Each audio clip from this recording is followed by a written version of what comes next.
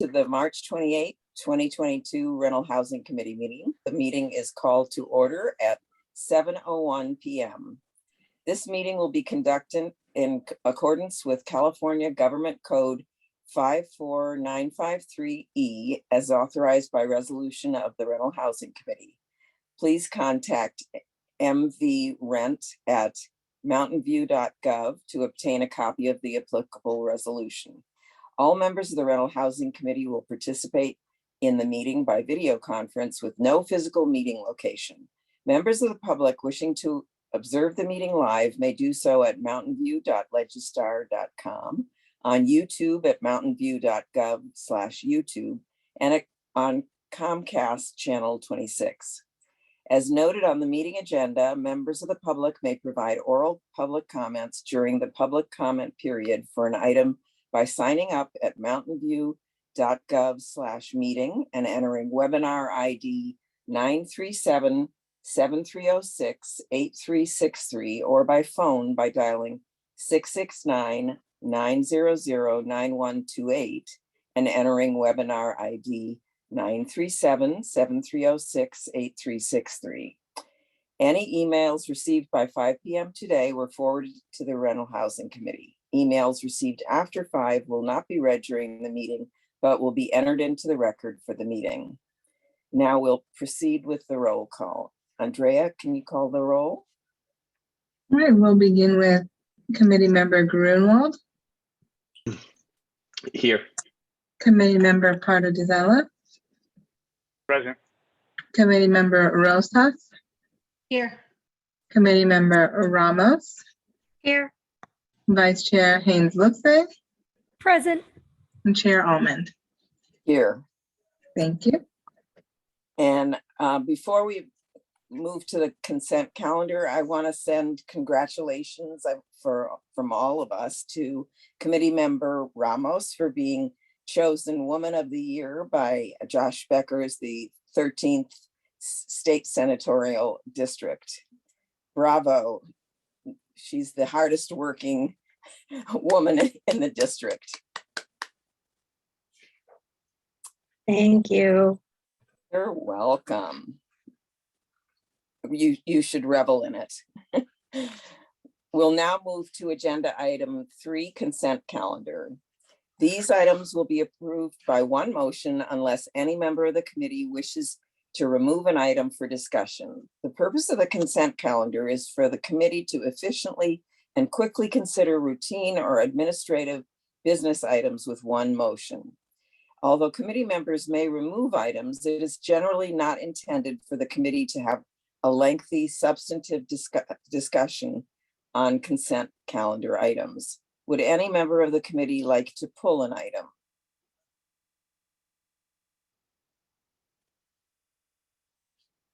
I'm assuming there are no hands up. Julian has a hand up. Go ahead. Yeah, I have a hand up as to 3.2. I don't know if it's really pulling the matter, but I wanted to at least have a very short conversation about it. Okay. So do you want us to go through, should I then just go through each item? Well, why don't you do the item separately if there's a motion to approve the minutes, and then we can talk about 3.2. Okay.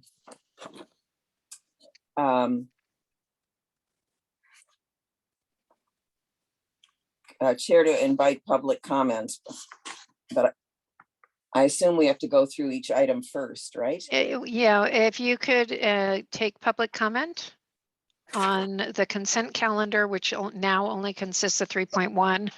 We'll just consider 3.2 as being pulled and we'll have a short discussion. Okay. Would any member of the public on the line like to provide comment on this item? If so, please click the raise hand button in Zoom or press *9 on your phone. Staff will display a countdown timer on the screen.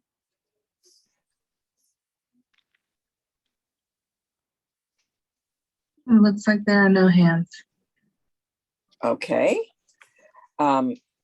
So I'll now bring the item back for committee action. A motion to approve the consent calendar should include reading the title of the agenda item or the resolution attached to agenda item 3.1. We have a hand by Vice Chair Haynes Lindsay. Go ahead. I motion to approve the minutes from the RHC meeting on February 28th, 2022 with one modification to correct the first motion, the motion to approve the consent calendar at that time, as that should be Ramos Rosas. And a hand by Committee Member Ramos. And I'll second the motion. Okay, Andrea, do you want to call the roll on that one, on 3.1 only? Perfect.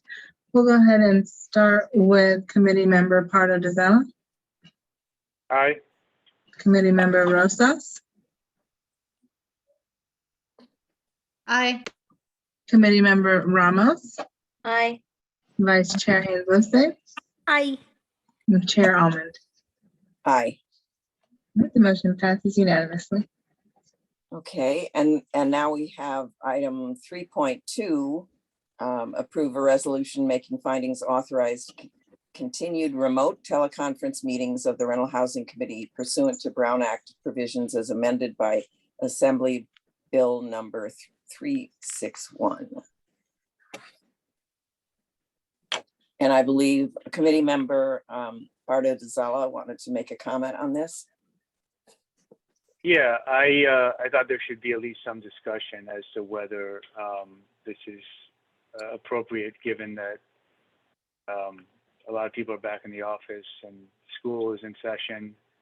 And it seems like, I don't know that we should necessarily just rubber stamp just continued virtual meetings. I think the problem with virtual meetings is there are a lot of people, especially perhaps elderly or other people, that aren't as comfortable participating virtually.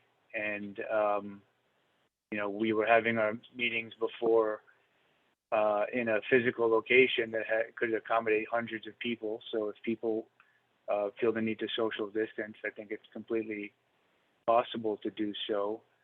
And I realize it might be more convenient for a lot of people to appear remotely, but I think when we look at the materials that we've been provided in the language of AB 361, which I think governs our authority to do this, I don't know that it's necessarily clear cut that we can continue. Sorry, Julian, you just put yourself on mute.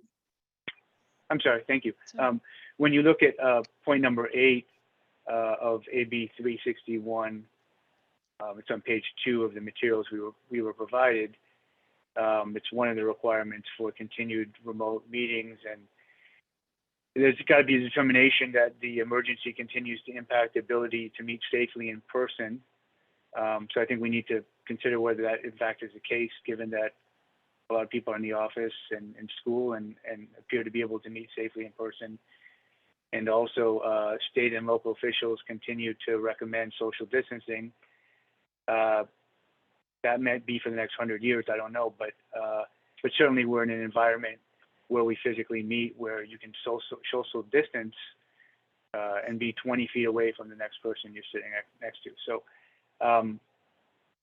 I think my concern is that if you continue with the remote meetings, potentially there are some group of people that are less likely to participate in the process because they don't like technology, they're not as familiar with it, and they're not as comfortable with it. And I think we have to think about not what is most convenient for us or comfortable for us, but what is going to be best for the general public and allow them to participate effectively. Can I respond? You know, we are monitoring this situation. The city council adopted a resolution that until at least April 7th, all meetings would be remote. And after that time, we may get further direction from the city as to remote versus hybrid versus in person. So in order to continue with this meeting, we need to adopt this resolution. because we have to do it every 30 days. And the last time we did it was February 28th. So I would suggest that we continue, that we adopt this resolution, but we are, as a staff level, monitoring the situation. We do understand that things are changing. The findings can still be made. There is still an emergency in place, and social distancing is still recommended. And so we'll be looking at what the city council does on April 7th, and then looking at this before your next meeting. Okay, yeah, as long as we're going to do all that, that makes sense to me. Sure. Okay. All right. So, We have a couple more hands, if I may. We have a hand by Vice Chair Haynes Livesay and followed by Committee Member Ramos. Well, before Karen provided her input that we do need this for tonight's meeting, I was going to confirm that, but I am also very interested in going back to in-person meetings. I was planning to bring this up in the next meeting, assuming conditions continue as is, because I do feel it's important that we get back to some in-person meetings. I do think things are lost in Zoom. I truly, truly do. And I realize that I may not be the person who has been sheltered in place as much as everyone in the world, because I have had to go in my office pretty much through the entire time. But I wonder if we should set a date to tentatively discuss this before the April meeting, since it sounds like through April 7th, we are under guidance from the city. That may or may not continue. And it may make sense to have a 15-20 minute, ideally 15-20 minute meeting just to talk about, are we going to do the April, I think it's the 23rd, April 25th meeting in person or virtual or some hybrid. So maybe that's the proposal we should put out there, in addition to ratifying having tonight's meeting virtually. That's it. May I answer that? I would like for us to definitely follow what City Council is doing, and we will keep you informed by email on that date, what the next steps are that City Council is taking, and maybe based on that, decide whether or not we need to call for a special meeting. Okay, so we shouldn't even maybe look at calendars to see what dates might work for people. Just wait until after the 7th and Yeah, do it via email. Okay, that works. makes a lot of sense to me. But there was somebody else who still wanted to comment, right? Committee Member Ramos? Yeah, overall, I wanted to see where the city was with all this. And I was willing to make the motion, but I think we need to go to public comment again. Is that the case? Yes, Right, that's no, correct. And then I'll Yeah. let us go there before I make my motion. Okay. And we do have another hand by Committee Member Rosas. Committee Member Rosas, go ahead. So as I was just going to give my opinion, I think it's redundant, but here it goes anyway. As I am 100% ready to go back to face-to-face meetings, and I believe that my fellow committee members are in agreement, and that yes, there's some people who unfortunately cannot get on Zoom, or it's difficult for them to do it. I do believe that we should at least follow what City Council is doing and wait till after the 7th meeting. As also, I believe that when we have these meetings, staff is also being inconvenienced, and I believe that we also need to think about staff and their time and what they're working on. And I know they're super busy with a lot of other stuff, that I think we should wait till the 28th. Then our next regular scheduled RHC meeting. So. Okay, so if I can summarize, it seems like we have a consensus that we will wait till after the council meets on April 7th, and we'll be notified by email what their decision is, and then we'll have a chance to discuss it further.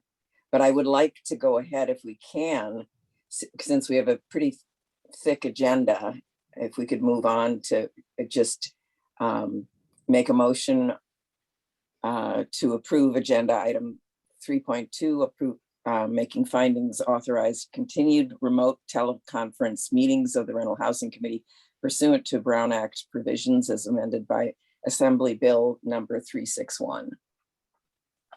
Is there a motion? We need public comments first. Oh, okay. Would any member of the public on the line like to provide comment on this item? If so, please click the raise hand button in Zoom or press *9 on your phone. Staff will display a countdown timer on the screen. Are there any members of the public who would like to comment? We do have a commenter. I will go ahead and ask Alex Brown to unmute yourself. Hey friends, I personally, I would love to see you in person again. I think it's gonna be great. I don't know that now is the best time to decide yet.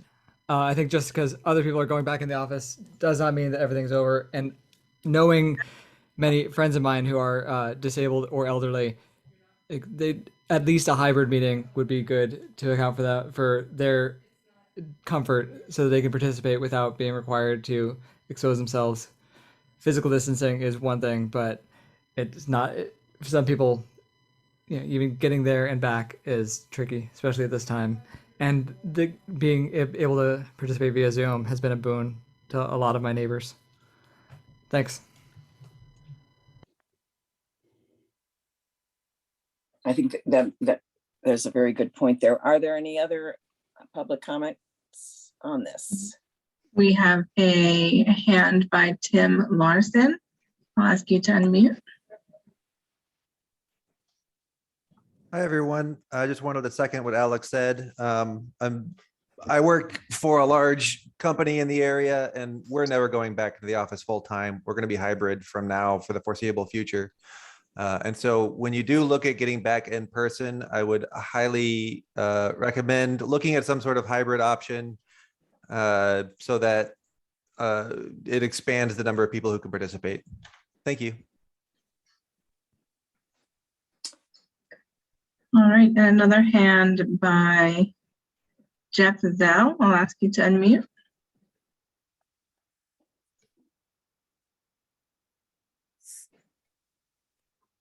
Hi, I just want fully in favor of a hybrid format. As much as I love attending meetings in person, I think it's wise on the ecology that and the price of gas and staying green. Like, I don't think we need to go back to driving in all the time, wasting a crap ton of gas to get there.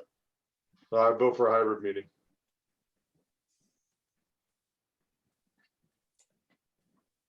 Are there any other comments?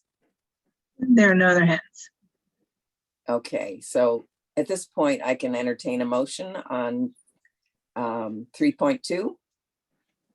We have a hand by Committee Member Ramos. Thank you. And I miss seeing you all in person. Can't wait for that. I move to adopt a resolution making findings authorizing continued remote teleconference meetings of the Rental Housing Committee pursuant to Brown Act provisions as amended by Assembly Bill number 361. Do I hear a second? Vice Chair Haynes Lipset.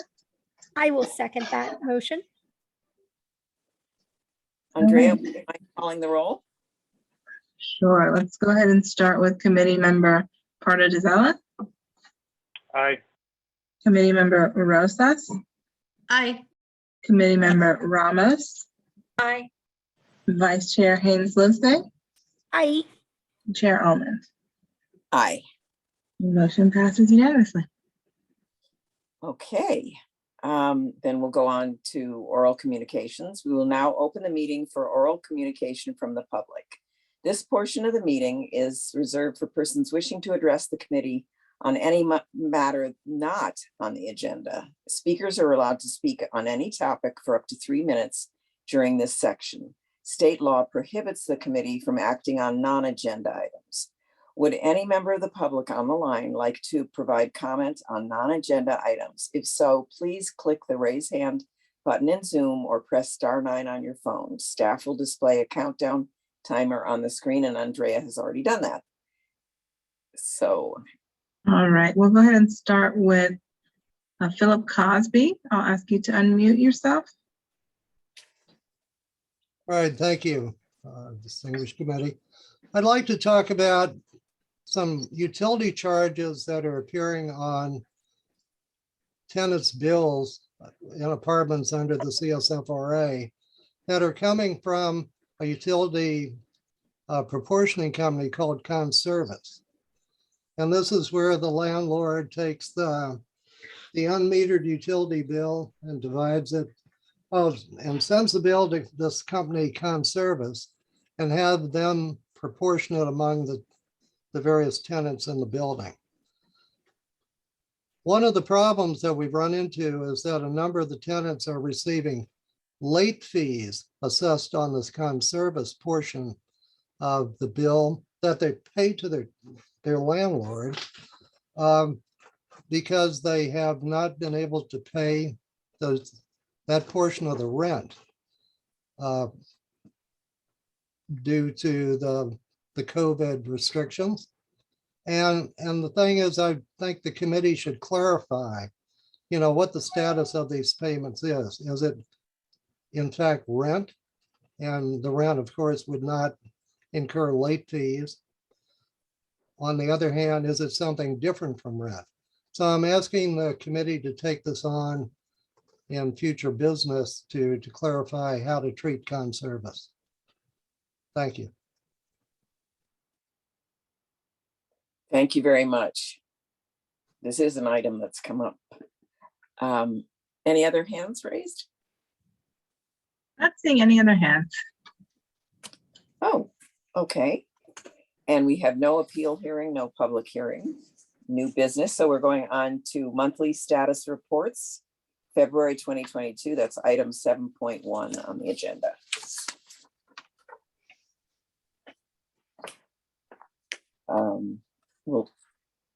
We will begin with a presentation from staff. Sorry.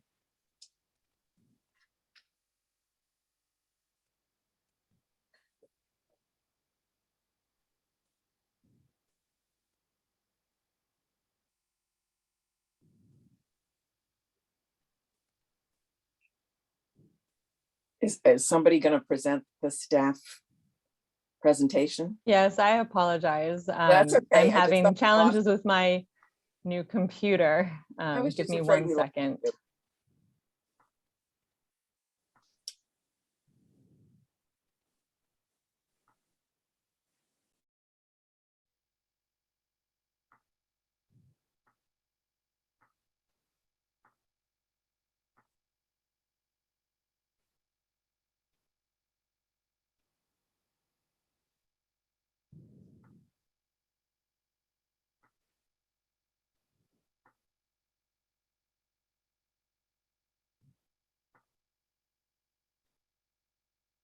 Chair.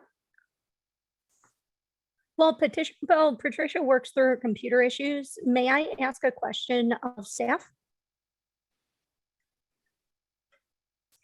She nodded at me. She's muted, but she nodded at me. Staff, if someone had a question such as our public commenter did, would that be something where they could call the helpline and you would assist them?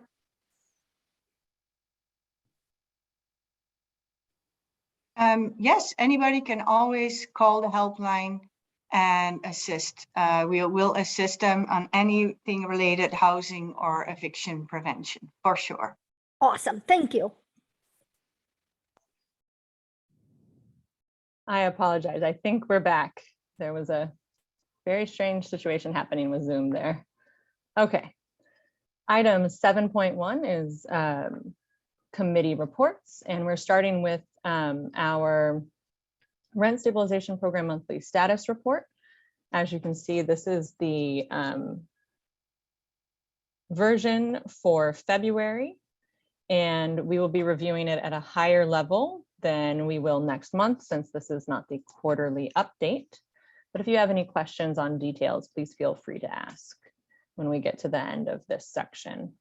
So we've done extensive follow-up and outreach and communications with people who have applied to or received assistance through the eviction prevention program and the eviction help center for COVID-19 rent relief. You may or may not be aware that the state's program stopped accepting applications for rent relief on March 31st. So we wanted to make sure that we did as much follow-up as possible. And for that, we've really bumped up all of our outreach numbers to be able to support that program as much as possible in these last few moments while people can apply for assistance. And with that, as you can see here, the bilingual services where Spanish is the primary language has overtaken our English speaking services and is now 63% of all inquiries and support. So the assistance that we're receiving from the Multicultural Engagement Program is of great value, and so is our additional hourly staff member that is a Spanish-speaking community member as well. We've held 26 workshops so far this fiscal year with 37 office hours, provided one-on-one support to 221 people, and we've had 231 people attend our workshops. We've held 46 eviction help center clinics and pop-ups and assisted 804 attendees. We've had 6 mass mailings go out, 568 targeted letters have been sent to tenants who have received eviction notices. Again, these are those packets that let tenants know about the eviction help center and other services that are available to them at this time. And we've had 28 MV voice ads that have been posted this year. We have 101 mediations and conciliations through the Mountain View Rental Housing Helpline. 73 of those have been resolved. With required noticing, we've had 140 banked rent increase notices be filed within our portal, 697 termination notices, 1 tenant buyout, and 1 additional occupant notice. You can see here where we're tracking with eviction submittals this year over the past 4 quarters. Next month, this will be updated so you can see the look back as requested by the RHC last month. We've had 1 household that has received assistance from our tenant relocation assistance program. And again, no properties have gone into redevelopment in 2022, and therefore 0 units have been affected at this time. We've had 9 petitions be filed this year so far.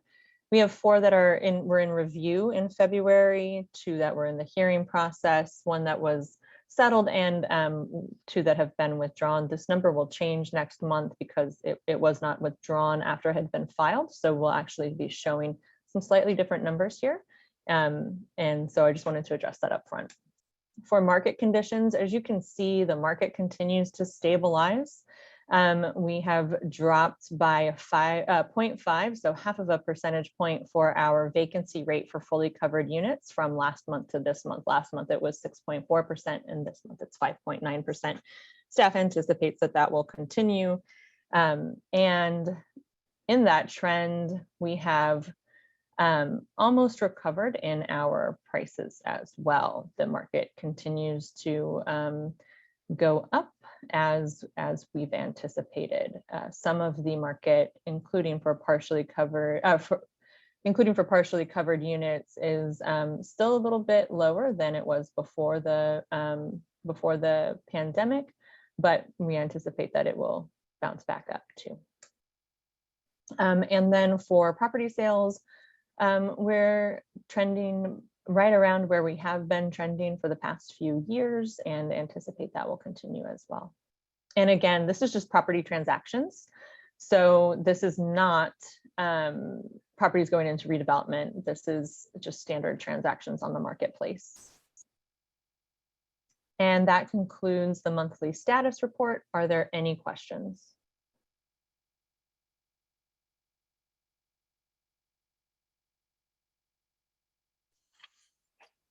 Andrea, do you see any hands raised? I'm not seeing any hands. Okay. Was that a hand by committee member Ramos? Not entirely sure if this is within this agenda item, but how much of an uptick are you seeing within the last few days comparatively to the month, considering what's happening at the end of this month? For what? Calls of assistance, clarifications about our law, things of that nature. For the eviction prevention Yes. items. I can go over what our most recent numbers are for the eviction prevention program and the eviction help center. I was able to pull some of that data to date instead of to February. This is always a look back to February. We don't have aggregated data for March yet, but I can give you some numbers for the eviction help center as aggregated so far when we go through that report. All right, thank you. Any other questions before we move on to the eviction prevention program infographic?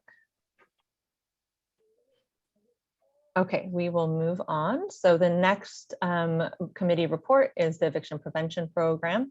And we've held 40 clinics, including 2 pop-up events through the end of February, for a total of 287 individual households being helped and applied for assistance at our rent relief through state rent relief at our eviction help centers, for a total of 541 total clients that have been assisted through that program as of August 14th. And as you can see the breakdown there on the screen, that's 536 tenants and 5 landlords. We have helped primarily people who are not native English speakers, and 85% of our clients at the Eviction Help Center speak a language other than English as their primary language. As you can see here, Spanish is the bulk of the people attending the Eviction Help Center and receiving support through the program. 91% heard about services through the community. Most households have 3 or more people living in them, and the majority of them make under $25,000 a year. Those numbers have actually held steady for the entire time that we've been taking this data from the people who are attending the clinics. 48% applied for the city's rent relief program. They received an average of 2.3 months of assistance. 22% of people who are attending received termination notices and are 2.2 months behind on rent. So this is a slight increase. It had been trending at 1.9 months on average and is now 2.2. 96 clients have requested and received legal assistance through the eviction prevention program and the Eviction Help Center. We've had 2,035 public inquiries about some sort of eviction related topic. And we've held 8 pop-up events and 18 webinars, with 10 that were in English and Spanish. We've sent out, as of February, 2 postcards. In March, we sent out another one and inviting people to apply for the state rent relief as the program is ending applications on March 31st. We sent out again 568 targeted mailings and 8 targeted emails. We have also been doing a lot of work on the website and through other means. We did receive in the month of February news coverage, and you'll see that reflected here. For the current numbers, we've, through March 22nd, assisted 687 clients at the Eviction Prevention Program's Eviction Help Center, and that is for a total of 319 individual households assisted. And then for the termination notice data, you can see here for Q3, we're at 193 failure to pay rent notices. And this is what is happening on the state level through the state rent relief program for the city of Mountain View. 917 households as of March 22nd. This number is updated weekly on Tuesdays. So we have essentially last week's data. They'll update it tomorrow. 917 households completed the application. 410 households have been served with an average assistance of $11,000, which is approximately 4.5 to 5 months of rent. And the total funds paid are 4.59 million. And we will hopefully see that number continue to tick up in the next few weeks. Are there any additional questions?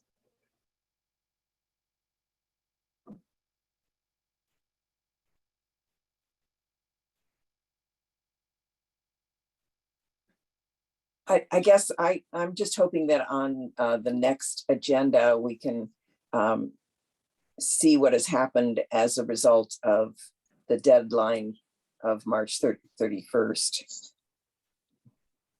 Since many of the households have not received their rent relief yet.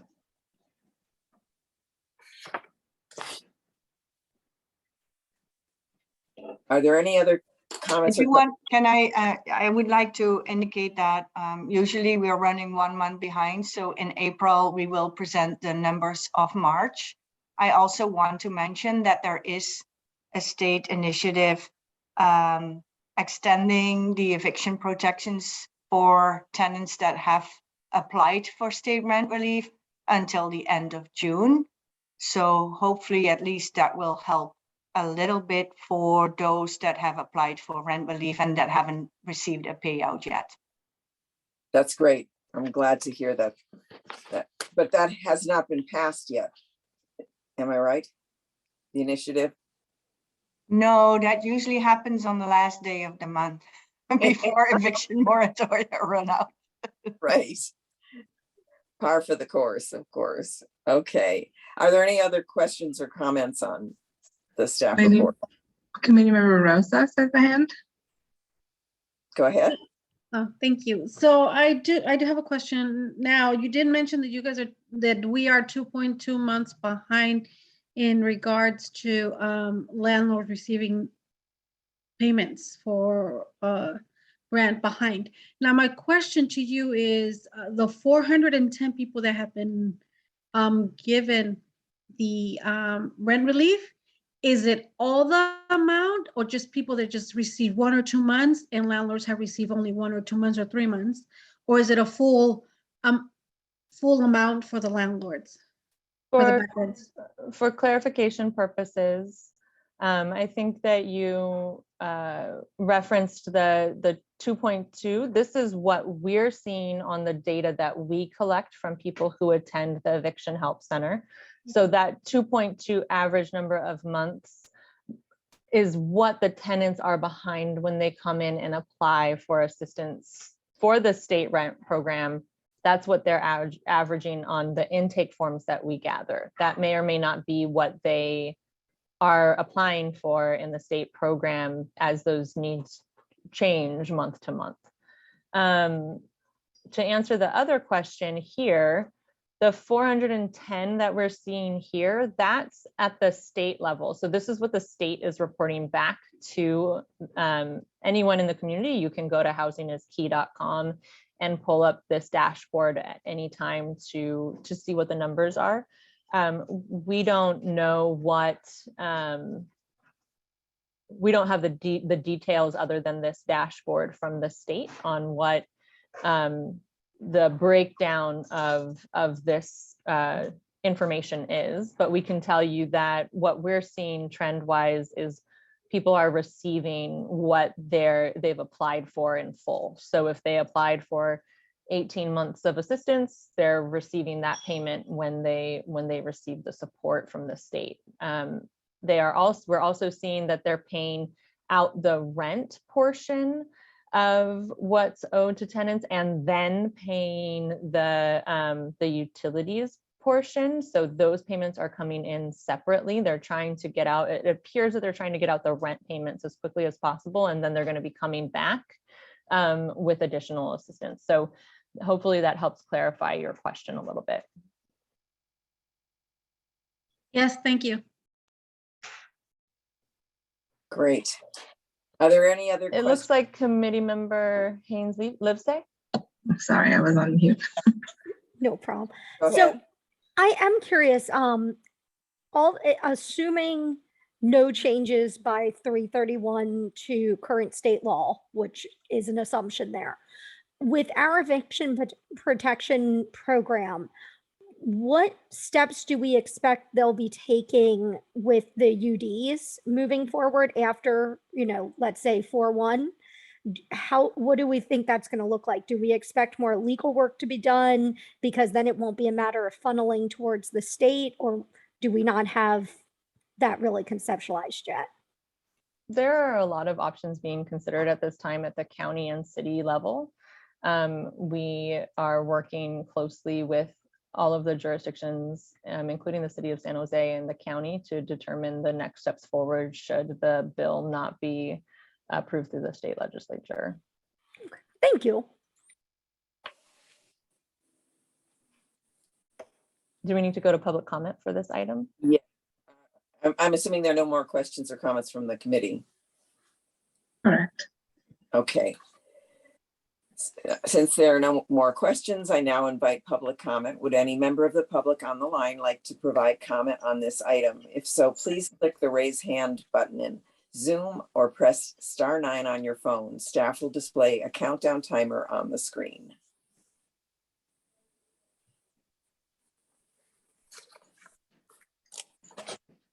Yeah, I'm not seeing any hands.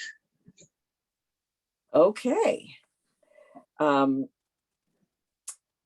So next we go into committee deliberations and provide feedback.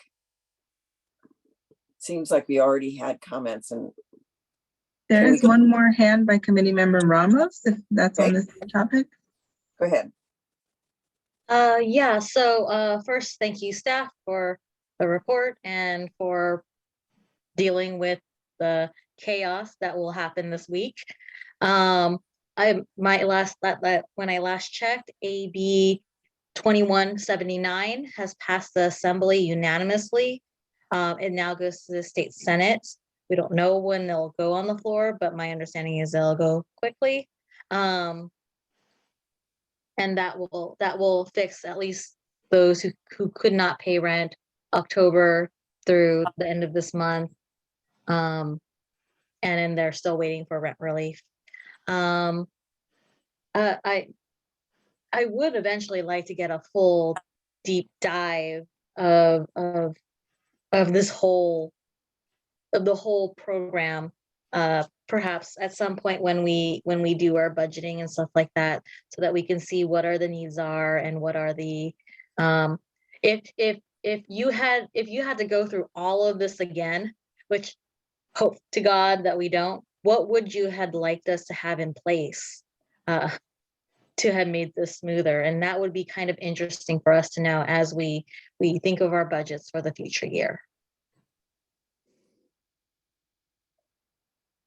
So you're looking for sort of an evaluation process to see what worked, what didn't, that kind of, yeah.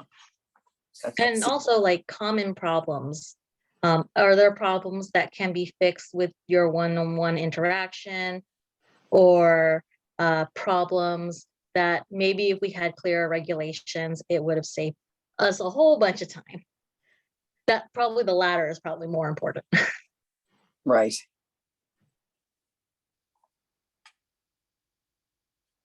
Okay. Before we move on, staff would like to mention that we have extended the Eviction Help Center hours this week. For Tuesday, Wednesday, and Thursday, we are holding hours from 10 to 5 in the first floor program room of the library. Wow, that's amazing. 3 And days. the county and our community partners are looking at their schedules to be able to determine how they can best support us as well. Great. Good luck with that. Remember Ramos? Sorry, I had one more question. The county and the city of San Jose, they're doing this odd program of like a souped up mediation using ERAP funds. How are are we able to take part? Is there a reason why San Jose would be able to take part, but we can't? I actually don't know. I always figured the county kind of looks at San Jose more than any other city, and that we just were overlooked, but like. We're not overlooked. We're a part of the discussions, and we full-heartedly plan to be part of that whole setup when that materializes. Great. I'm glad we're not being overlooked. We shouldn't be. Are there any other questions or comments? There are no other hands. Okay. So we go to public comment. No, I'm sorry, we already did that. And no motion is required, so we will move on to 7.2 regulation CSFRA compliance and enforcement mechanisms. We will now move, before we go to the staff presentation, if I may take a moment of privilege, I'd like to make a suggestion that could we go through each item one at a time and have the chance to ask questions after each? And then when we're all done, we can review and deliberate. Does anybody have any objections to that?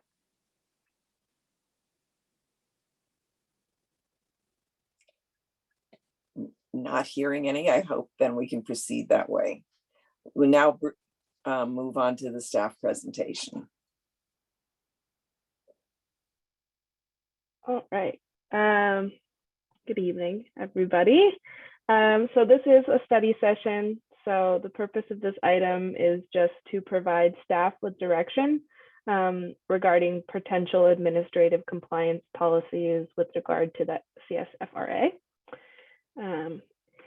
So just as background and a reminder, the CSFRA broadly empowers the RHC to enforce the provisions of the Act, including explicitly permitting for establishment of a schedule of penalties for non-compliance with the CSFRA or the regulations, the ability to publicize the rights and duties of landlords and tenants under the CSFRA, as well as the ability to bring legal actions, although that piece is subject to City Council approval.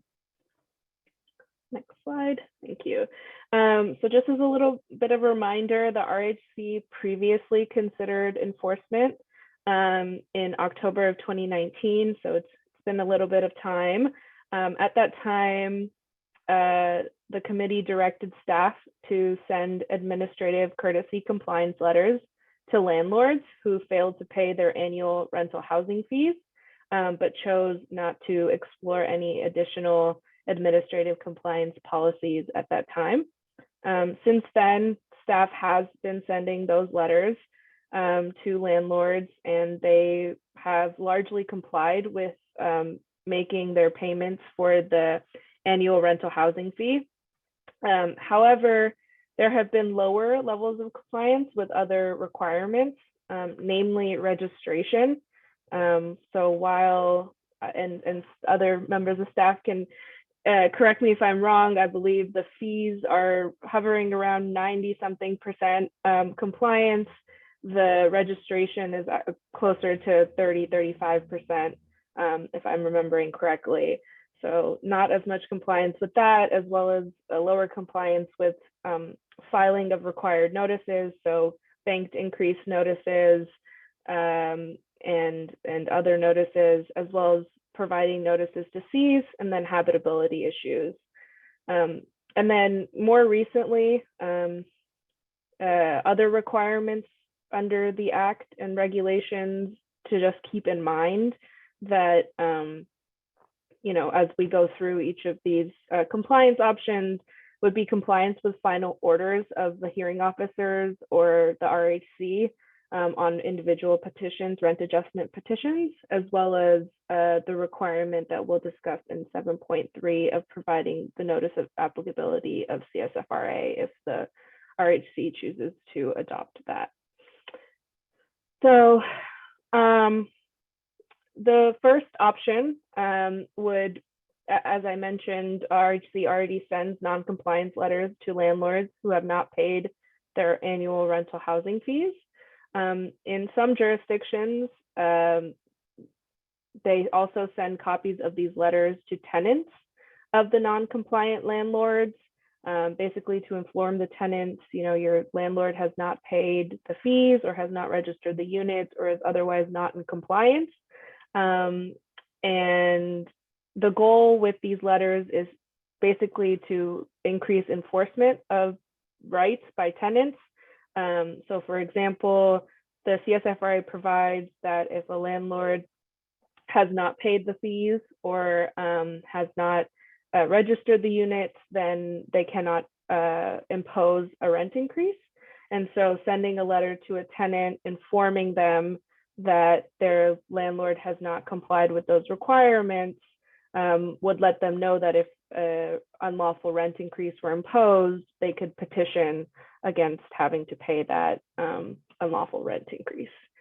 So that is the first option. We can stop there and see if anyone has any questions. So yeah.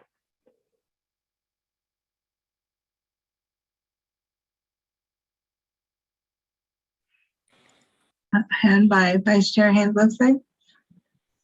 I'm just curious, we don't have any prohibition or any reason why we could not solicit complaints, right? Since we're a complaints-based system, generally speaking, the idea is the complainant comes to us, we review the petition's assigned, yada, yada, yada, it gets decided. If we're sending the non-compliance letters, which I'm not saying is a bad idea, it seems to me that that could be viewed as soliciting petitions. That's okay, right? That's not going to get us in any legal quagmire.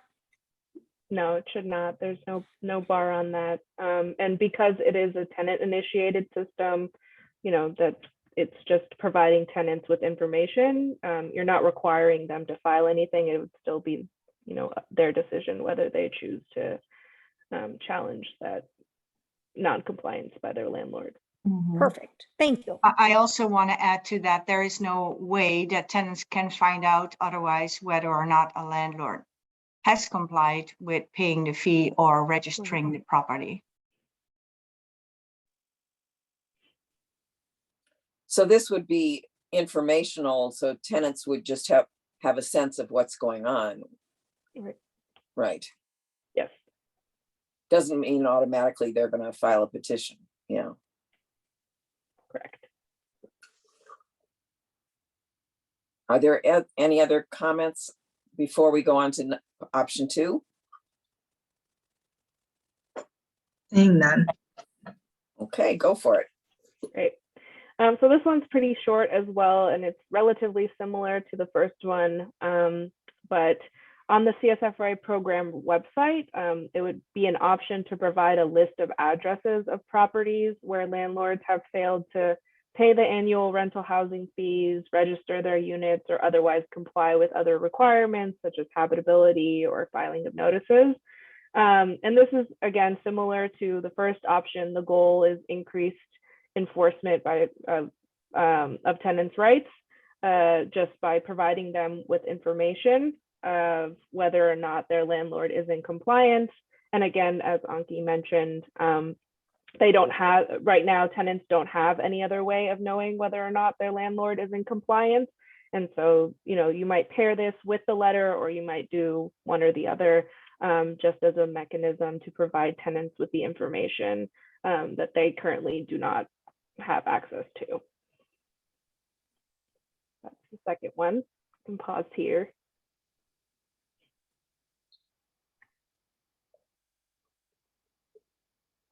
Any questions or comments before we move on? Vice Chair Haynes Livesay. So where would this be hosted specifically on the website? Would it be on the main website, like when you go to the City of Mountain View's RHC section, or would this be on the property registry side? The property registry site is not a public site. You have to log in with a password as a landlord. So this would go on one of the pages of the rent stabilization pages of our city website. Perfect. That's what I thought. I didn't think you could get into the registration site without a passcode. Committee Member Ramos?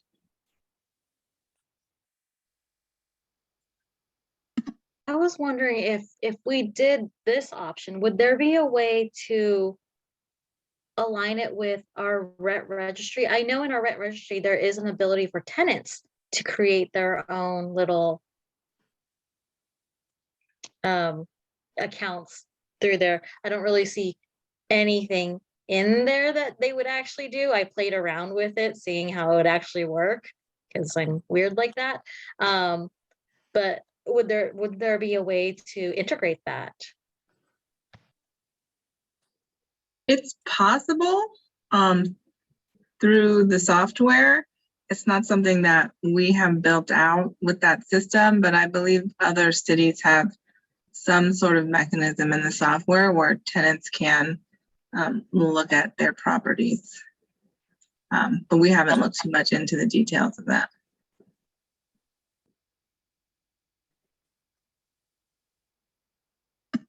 Committee Member Grunwald? Yeah, similar to, I think, a question Vice Chair mentioned. If this is going to be a static list, yeah, or maybe the question is, could we connect this to the back end of our database, similar to how you can search the Santa Clara County website for property tax payments for any property. You can search by address, and that has like a log of, you know, every year that property taxes were charged, what happened. I think that something like that can be more helpful. Then you don't have to maintain the static list on the website that we have, and maybe it's not that much extra development just to add kind of a search. It adds usability for tenants who want to look up their address. It also, as soon as the landlord does pay, it would be taken down automatically, right? It would show that those fees were paid. And that seems about the same level of transparency that the county has, right, for property taxes. So just wondering there, I'm not sure what additional development costs that would take, but if folks are interested in that option, that might add some additional functionality. That's helpful. I'm just wondering, and this may be a rhetorical question, but if we somehow develop the software so tenants and landlords can search, would this reduce the number of landlords willing to register if they know that tenants can look it up?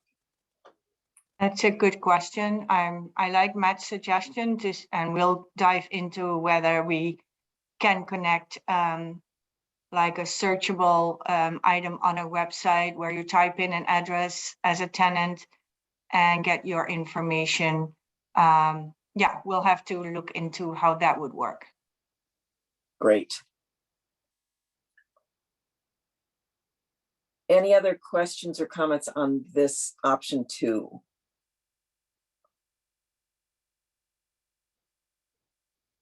Seeing no other questions. Okay, staff can go ahead.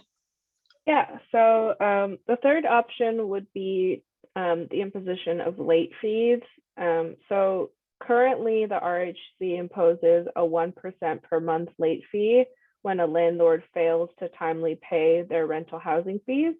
This is actually significantly lower than other jurisdictions, and there's a chart on the next slide that I'll share. But some cities, including East Palo Alto and West Hollywood, also impose late penalties on the failure to register.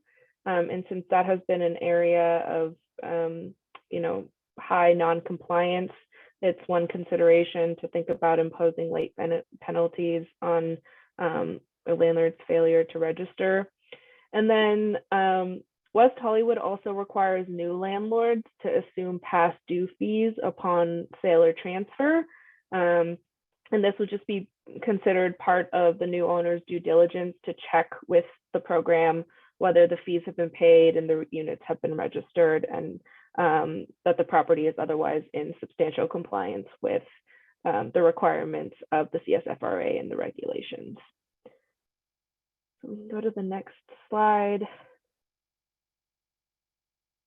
So as I mentioned, this is just a comparison of some other jurisdictions and the late fees that they impose. As you'll see, Mountain View is pretty low compared to other cities. So, you know, just considering whether to increase that fee in order to get to higher compliance with either of these requirements, either the payment of the annual fees or the late registration. Any questions on this one?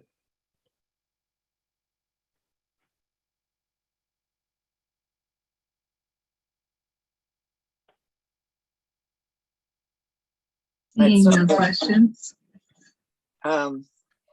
It just begs the question, you know, whether we're so low in comparison to all the other jurisdictions that I think we should consider.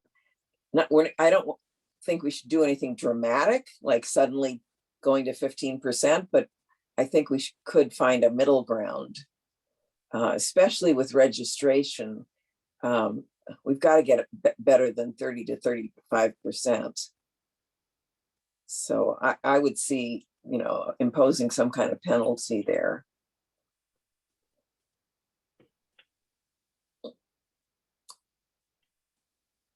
Vice Chair Henslow. Since none of these are liens and it is really just at the new landlord or the person purchasing title to the property's discretion to do the due diligence, is there really any ramifications to them if they don't? I mean, I'm just thinking about if I was buying a property, like, you know, not a large apartment complex perhaps, but maybe a fourplex, and I didn't really know much about the community and I didn't really understand that this was in place. I didn't do the due diligence. Could I bust my sale? Could I bust it and get my earnest money back once I found out, or would I have to buy the property?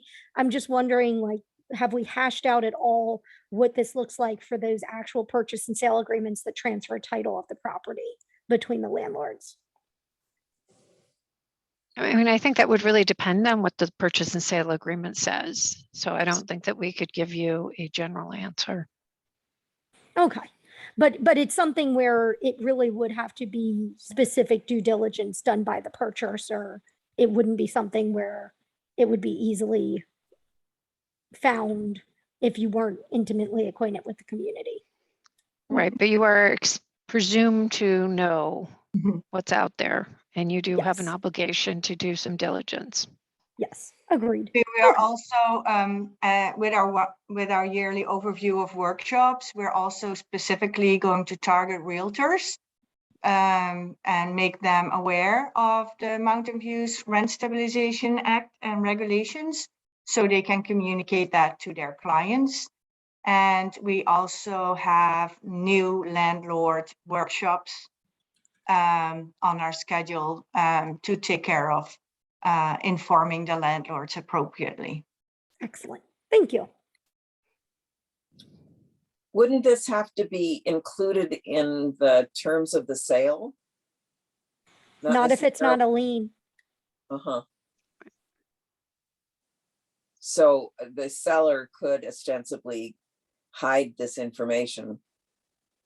I believe this would come across as a clean title if you did a title search, and there could be penalties and fees too. Mm-hmm. Wow. Are there other questions or comments looking at this graph?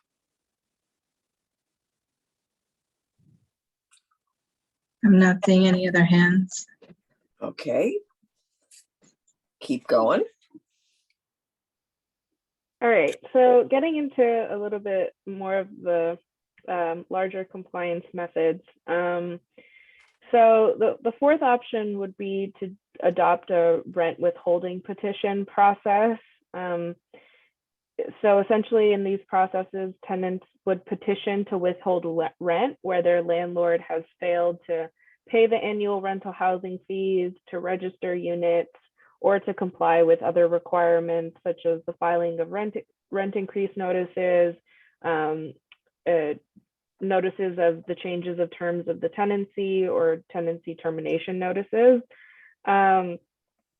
So, essentially there would be a hearing held on the petition. A determination would have to be made by a hearing officer that the landlord, and this is the standard that is most commonly adopted, that the landlord has willfully and knowingly failed to comply with one of these requirements.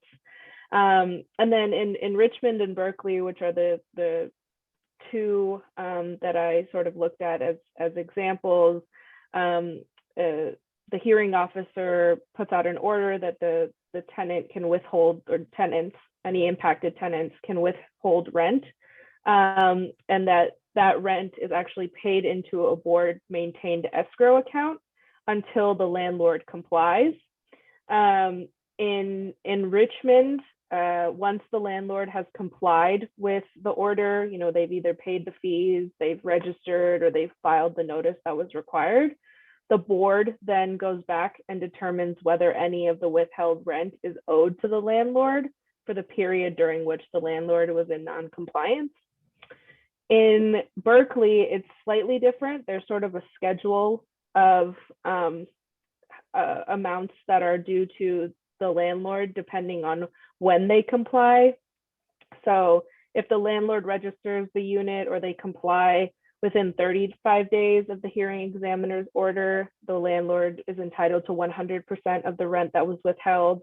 If the landlord registers after 35 days, but within 60 days of the hearing examiner's order, the tenants can keep 50% of the rent that's withheld. And then if the landlord has not registered within 60 days after the hearing examiner's order, the tenants can actually keep 100% of the rent that was withheld through the day on which the landlord registers. So that one is a little bit more explicit. The Richmond example provides the board with a little bit more discretion to determine, what amount of rent is owed to the landlord for the period of non-compliance. So that is the fourth option. Any questions on this one?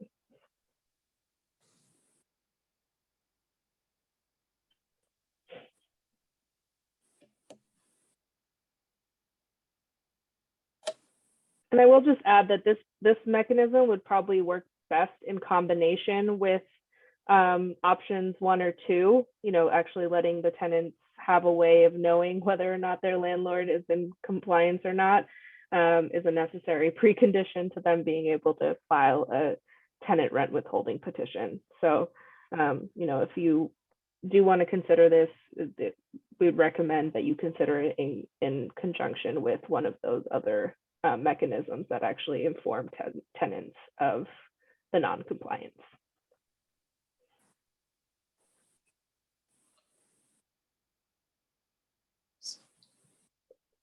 Makes sense to me.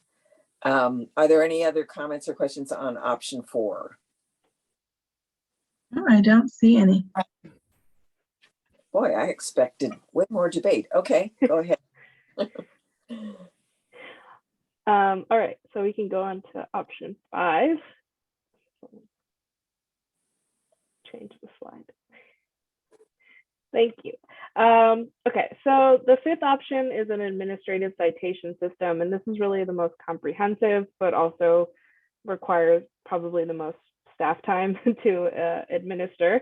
So in an administrative citation system, this essentially allows landlords to cure violations of the rent control law before they begin incurring fees or penalties for their non-compliance.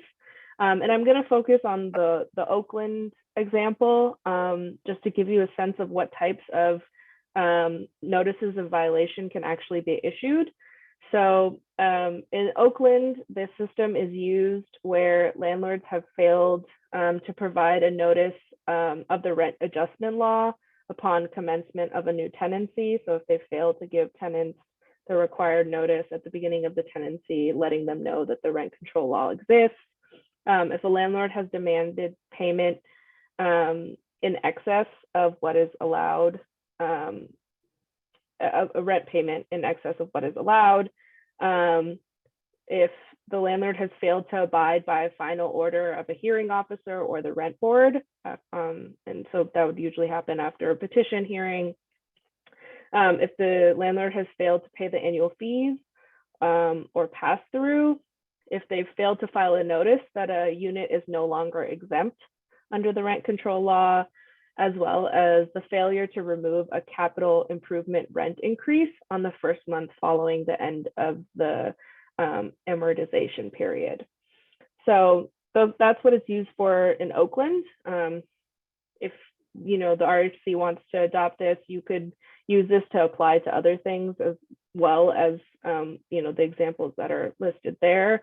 So essentially any non-compliance could lead to a notice of violation. So in this system, what happens is, as a first step, a landlord receives a notice to cure the violation. The landlord's informed of the violation and then provided with a time period to comply. In Oakland, that's 10 days. So they have 10 days to, either provide the notices that were required, to rescind the unlawful rent increase, or to pay the fees. They have that period of time. And then the landlord actually has 3 options when they receive the notice to cure. They can cure and send evidence that they've cured. They can send evidence that the violation doesn't exist, or they can take no action. So as a second step, the program issues a citation. This would happen where the landlord either takes no action, or they send evidence that the violation doesn't exist, but it's not sufficient to actually demonstrate that the violation does not exist, or they send evidence that they've cured, but that evidence is not sufficient to demonstrate that a violation was actually cured. So, if they continue to be in non-compliance, the program will issue a citation. The citations are subject to a schedule of increasing penalties. Again, in Oakland, that ranges from $100 for a first citation to $500, with a maximum cap of $5,000 during any 12-month period. So you cannot be assessed more than $5,000 in penalties during any 12-month period. So if a landlord receives a citation, they can actually request a hearing on the violation in front of a hearing officer. And at that hearing, the city has the burden of proving the violation by a preponderance of the evidence. If the city demonstrates that and the hearing examiner finds by preponderance of the evidence that the violation exists, then there will be a order issued requiring the landlord to comply with the notice and cure whatever non-compliance there is, and also pay whatever penalty was assessed. If the hearing examiner finds that the violation doesn't exist, then the landlord doesn't have to do either of those things. If there's a landlord with 5 uncured administrative citations, at that point it becomes subject to a civil penalty. And the civil penalties, I believe, start at $1,500 and go up to $5,000, again with a cap of $5,000. So that would be 5 uncured citations would lead to 1 civil penalty. So for each 5, it's an additional civil penalty that would take you up in the fee schedule. It's a little bit complicated, but I'm happy to talk through that if anyone is interested in those details more. But yeah, so essentially, it's just a system of allowing landlords an opportunity to comply with the requirements under the law, and then assessing penalties where they have failed to comply with those requirements. And that is the 5th option. So any questions on that one? Committee Member Ramos? Just a quick one. Is that cap of $5,000 per unit or per landlord? Per landlord. Thank you.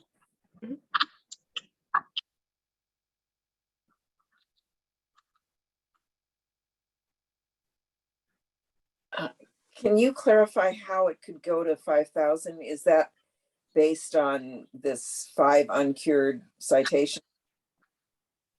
Yeah, so I don't have the exact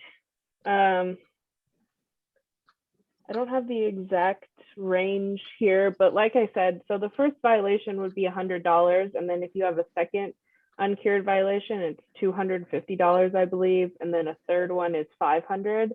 And so if you have multiple uncured violations, you could get to a maximum of $5,000, depending on the number of violations that you have. And if it's the same violation as well, and you're assessed a second citation for the same violation, that the amount that you can be assessed for that increases as well. And I'm sorry, I don't have those numbers exactly, but I can try to pull them up. That is, I mean, it sounds like it just goes up exponentially depending on how long it takes and how many citations the landlord has. Right. Okay. Vice Chair Hazel.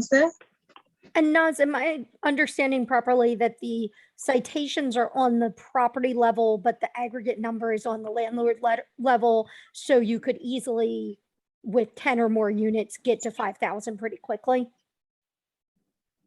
So I actually don't remember if it's per $5,000 cap. I know it's by landlord, but I don't remember if it's by landlord by property. I just know that it's not by unit. Okay. So I know that you can be assessed up to $5,000 per property, I want to say, but let me again pull that up and double check. And this is just one example that, you know, different cities have different schedules.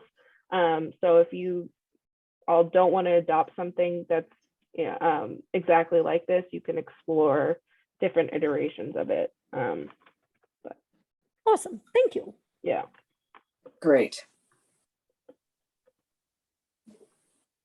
Any other comments or questions on option 5? I just want to add to that once you deliberate on what type of options you would like to further pursue, we can come back with a more detailed study on the requested items. Sure. Okay, is option 5 the last one? It is.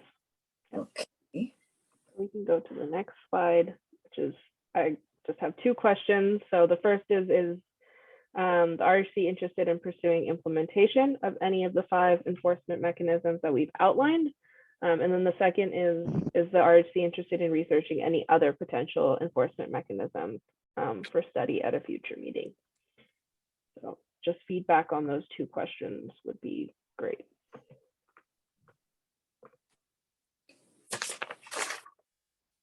Okay, so do I need to go to public comment before we bring it back? No, right? You can discuss first and then go to public comment. That's what I thought. Okay. So I want to open this up for discussion and see which options people are interested in at what level. Vice Chair Hazel. So I think that the last option, the administrative citation, I honestly worry that that's going to take so much staff time to administer that it could be someone's full-time job, meaning another full-time headcount, which then increases the fees for all housing providers, not just those that are causing the burden.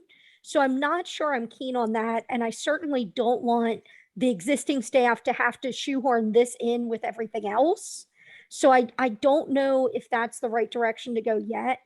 I do think that looking at a fee, a late fee for failure to register a property might make good sense there. I don't think it has to be hefty, since it sounds like from the staff report, we got really a uptick in compliance with the annual fee payment by a 1% month over month fee. So we probably don't need a huge fee on failure to register, but it might make sense to do something there.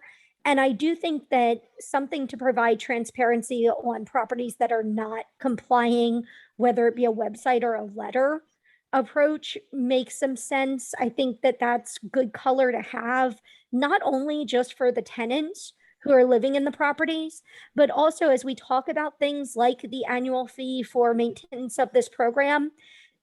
As I said before about the administrative citations taking up staff time, and staff time being one of the more expensive things in the budget, I think it might improve transparency too within the community of housing providers as to who's really causing some of the additional expenses on things like staff time and administering additional things. Because when folks don't comply, it takes additional time and effort, which is money, to get them to comply. So I do think that there's some value there as well. So I think those are the ones that I would be interested in personally, but let's see what everybody else thinks. Committee member Carter DeZella. I agree with everything that Nicole Haynes-Livesay said, and I disagree with nothing she said. So, ditto. Thank you. Thank you. That was a great comment, Julian. Could we put up the slide that shows what the other jurisdictions are putting out as fees? Thank you.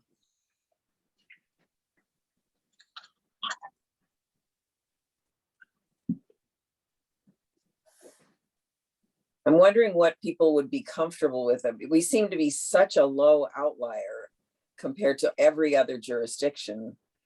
But I don't want to take us into, 15%, even though our neighbor East Palo Alto is doing that. I'm wondering what level people might be comfortable with.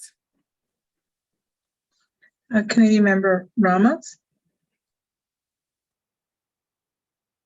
I actually want to go zoom out a little bit. So about the 4 options, I'm actually okay with all 4. Maybe we don't just all put them in at once, but it's kind of, because my understanding of each option gets progressively stricter as they go.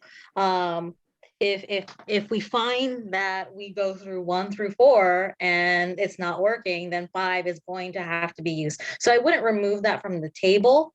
I was thinking about how I'm sure my colleagues also received emails, not regarding this item, but a part of that email that I've seen was an ask for stakeholder groups.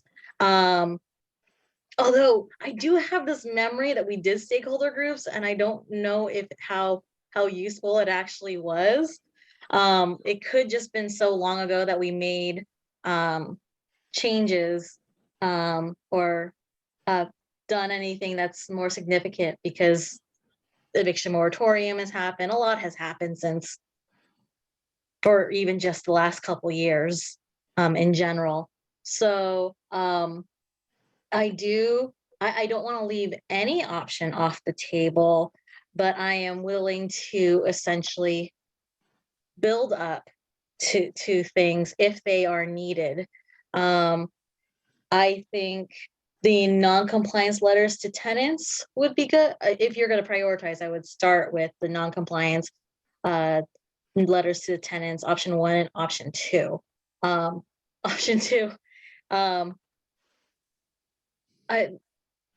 least option 1 does go to the heart of those who are dealing with it directly head on. Option 2 allows for those who advocate for those people to have a sense of where it can go, where this has gone wrong.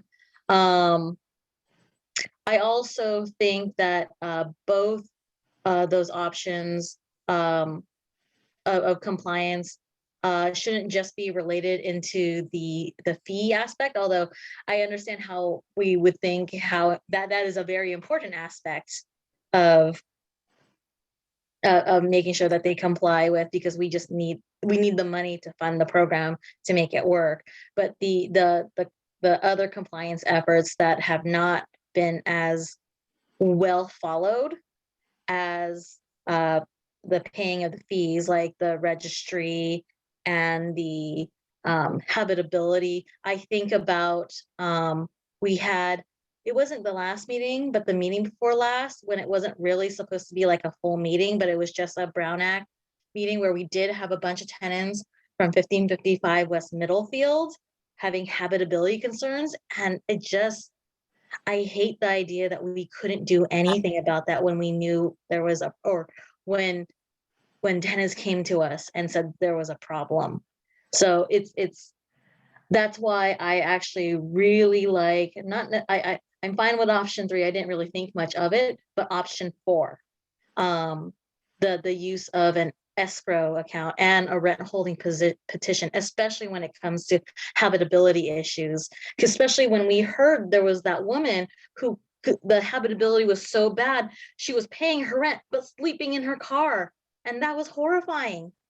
So that is something I would, if I definitely want to get to option 4 eventually. It doesn't have to be immediate. We can work our way up, but I do think that will eventually need to happen. Option 5, I wouldn't leave it off the table, but if it's necessary, then I would. Vice Chair Henslister? So one concern I have with an escrow account, and perhaps others' experiences with these have differed, but an escrow account is not something that all banks or other financial firms are willing to offer to all entities. They can be very costly because you, generally speaking, with an escrow account cannot have it be an interest-bearing account. So there's additional things that need to be done, and you need an independent party to administer the escrow account. So while I think it sounds really good upon first look, I think when you get into the details of an escrow account, at least in my experiences with them, setting one up for a city government entity, a city body, it could become costly, and it may not get used to justify the costs. And it may also involve the city finding a new banking relationship that is willing to administer it, because I believe, and Anki, you can correct me if I'm wrong, but I believe we don't currently have escrow accounts for the city of Mountain View, so we don't know if the banking provider that the city uses is able to provide that service for us. So I am a little hesitant on the idea of escrow right away. And I don't, yes, you could say, well, we'll do rent withholding and not use an escrow account, but for a myriad of ethical reasons, I don't believe that that's an ethical approach to say, tenant, keep your money without it being held in escrow. The beauty of an escrow is the fact that it gives you the independent mediation of the money. There's no back and forth, and if something should happen and someone no longer has their rent after the petition has been decided, that could be a material problem for that tenant, which could end in a UD, which would be really, really bad. So I don't think option 4 without an escrow account would work. And I'm not sure of the feasibility of an escrow account right away. Yeah, let me share a little bit what I heard from Richmond, because they have it in their regulations.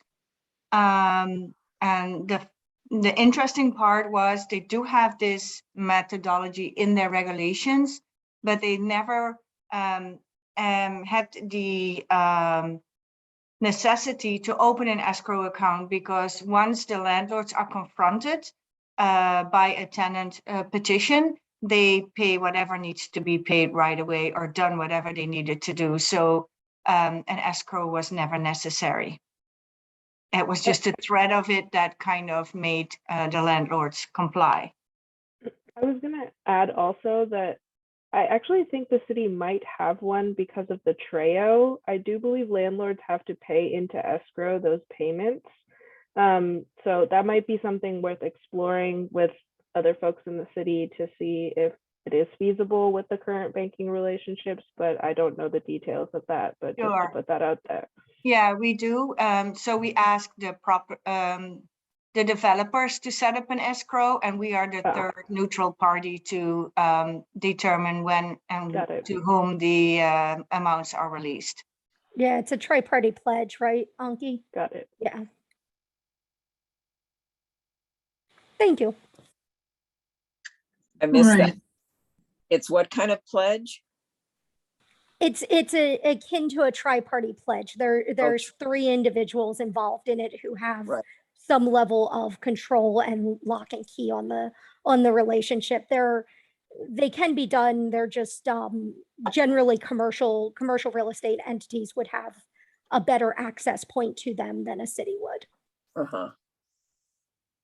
Okay, I just didn't, I missed the tri-party. We're getting highly technical. I'm sorry. Yeah.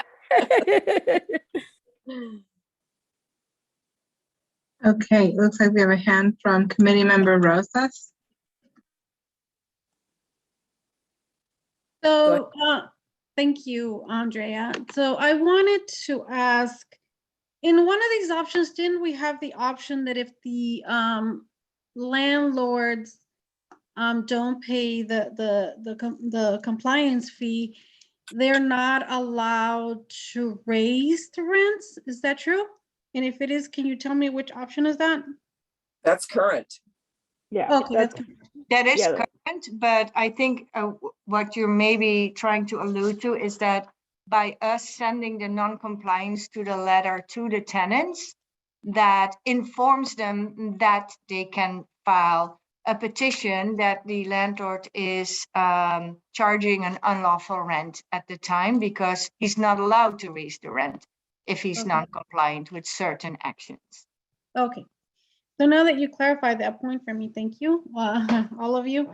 So I'm inclined for option 2, and the reason for that is because I believe that one, transparency is what we're striving for.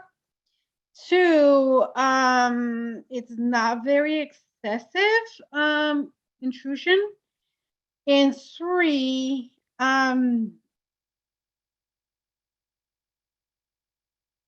I have a problem with us trying to be too harsh on landlords. I think what we're trying to prevent is that landlords have rent gouge and unfair displacements of tenants. So I'm more inclined, if the option that they are not allowed to raise a rent if they're not being compliant, that's already there. So if we would not remove that, then I would go for, like I said, option 2. And I'm also open to the idea, if this doesn't work, to have to impose a 1% monthly late fee for after 60 days for non-compliance. That's where I'm at right now. So I think it's more of a hybrid what I said there, but that's one. Committee member Ramos, are you talking about the late fee for not paying the annual fee to the RHC or the registration?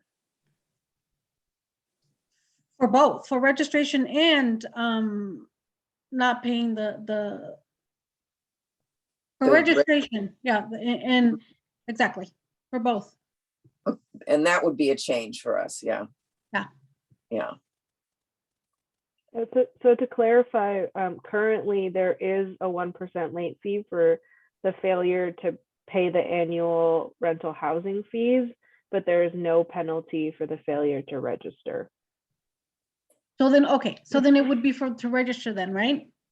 Because Yeah. what we're striving for is for them, 1, to register, and 2, for them to pay the rent. I mean, I'm sorry, to pay the registration fee? The annual rental housing fee. Yeah, the annual, thank you. I'm still new at this. So, thank you for the clarification. Yeah, no problem. Committee member Grunwald. Sure, thank you. I just wanted to echo, I think the sentiment of Vice Chair and others. Generally, that it seems to me that these options increase in severity as you go up from number 1 to number 5, and that we should try to start with the lowest cost enforcement options, potentially in a phased approach. So number 1, number 2, I mean, seem like relatively low cost to administer and to keep landlords honest. So I'd be supportive of gradually phasing those in and seeing what the effect is until we can get to 100%. Specifically for option 1, I wonder, there might be some outliers. So maybe the only question to staff would be, would we have any, if their properties in litigation, would we potentially like treat things differently? Are there any outliers where we wouldn't send that? That'd be one question there. For option 2, as I mentioned before, like maybe we could, for the website listing, could we explore search functionality similar to the property tax website? And then for the fees, one mechanism we might want to explore is an amnesty program, right? So maybe a one-time, before we're going to implement all of this, let's say we're going to implement option 1, 2, and 3, or some combination of those. Perhaps we would say, you'll get a one-time reduction of 50% of the late fees, not of the original fees, but just of the late fees that you've accrued over time. Otherwise, if you'll miss out if you don't register at this time and come into compliance. That may just help get some of the folks over the line. But I think we have to be clear that it's a one-time to use that as a mechanism of incentivizing landlords. And we should send a signal that we are going to potentially continue to explore option 4 or option 5. I think if the committee, made a clear signal that we're trying to get to 100% with the easy, low-cost options, but won't avoid option 4 or option 5 if needed. Thank you. So just to clarify, you're not for adding late fees for non-registration? I'm open to that. I think the sentiment that I've heard so far, that's somewhere in the middle, right? I think trying option 1 and option 2 first seem like easier options that are lower cost, and then see how we do with registration, and then potentially accelerate to the third option of a registration penalty.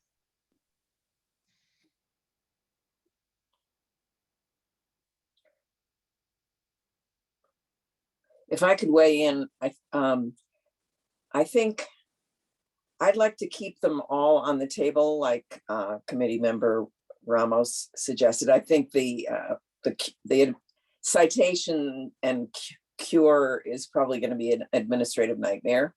But I'm thinking that if we only do option 1 and 2, I don't know if that's really going to motivate people to register. Unless there's something that really has some teeth to it, only letting tenants know may not be enough of a threat for anybody to bother to register their property. Because from what I was reading, it's partly because people don't want to be transparent and let the community know all the information that's on the registration, which isn't all that much. But I think we made a mistake in the past in having absolutely no consequences for non-registration. And as a result, we only have a third registered. So I would want to keep all of them on there. And I think, we could have a sale like Committee Member Grunwald said, and say, if you pay up by such and such a date, the fine will not be instituted. But then, we have to be willing to go ahead and institute it as of that date. I'd be interested to hear what people have to say. Vice Chair Haynes Lipstick? So, and refresh my memory, but I believe we said that failure to register was not substantial noncompliance when we initially put that out because we wanted to be gentle. So I think we could potentially switch that to being substantial noncompliance, which effectively does away with the need potentially to initially have the rent withholding petitions, because the landlords would not be entitled to the AGA because they would not be in substantial compliance if they were not registered. So the tenant could just do a typical petition there. And so that might be another mechanism to consider, because I think we started out with registration was not required to be in compliance, to be substantially complying, because we really wanted to give people time to get their arms around it. And then we had the pandemic hit and everything kind of got haywire. But, you know, as we talked about earlier in the meeting, maybe, hopefully, ideally, stuff is starting to settle back down. And perhaps it's time to get a little bit more aggressive there by changing it to substantial noncompliance. And if we think it's warranted, adding a late fee, just a small late fee penalty in there. That might be an additional mechanism to consider.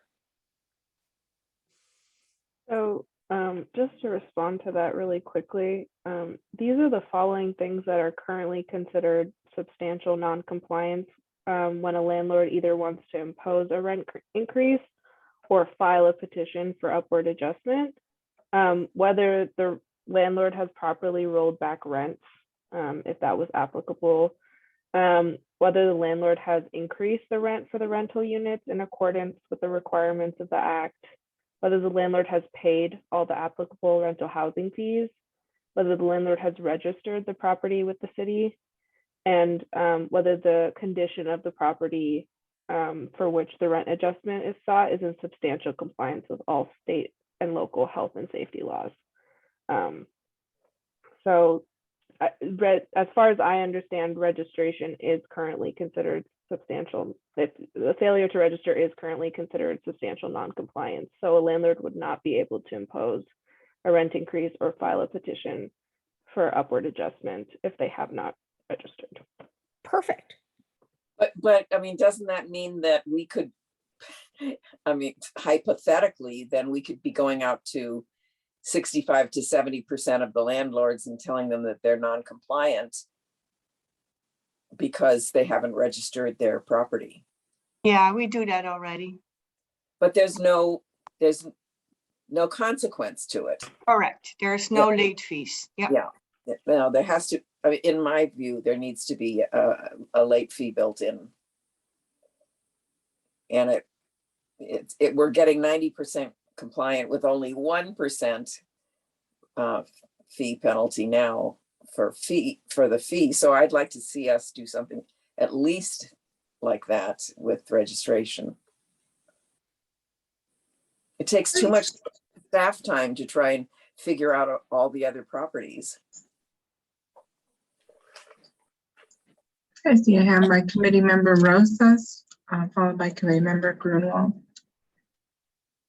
So just a follow-up clarification question, because I guess I didn't hear it correctly. Did you mention that there was an uptake in registrations in the recent months? Or did I hear that wrong? And if it is, can you tell me what is the percentage of that? I think maybe you're referring to the non-compliance letters that are sent out. There's usually an uptick in fee payment, but not a significant uptick in registration. I believe last year after the letter went out, we had maybe another 15 properties register, but that was it. So they prefer to pay the late fee? I mean, the fees instead of registering? Is that what you're saying? No. I think there's two categories. Yeah, explain it to me, please. Well, staff can probably do a better job of it. So, yeah, so currently there is a late fee imposed if you pay your annual rental housing fees late. Mhm. But there is no fee related to non-registration. So those are the, yeah, that's the difference. Okay, so there's no late fee for non-registration. Okay. Okay, so. But do we have a 90% of landlords who are paying that they're registering? No, so 90% of the landlords do pay the annual rental housing fee. Mhm. They get the invoice, but we do not get that compliance percentage for registration. Okay. Not near, yeah. Okay, so what is the registration percentage that we have right now, currently? About 30%. Ah, okay, thank you. That's where I was, okay. I see what you're saying. Okay. Committee Member Grunwald? Thank you. Anki, could you remind me what's included to be officially registered, right? So it's, is it current rent for all units? Yeah, what counts as someone having gone into the system and being completely registered? Andrea, can you answer that question? So we require the property owner information. We require a manager information. However, that could be the same as the owner if it's managed by the owner. And then we require some per unit information, the number of bedrooms, number of bathrooms, the current rent, the latest rent increase amount, and the latest rent increase percentage. Got it. So yeah, I mean, I think,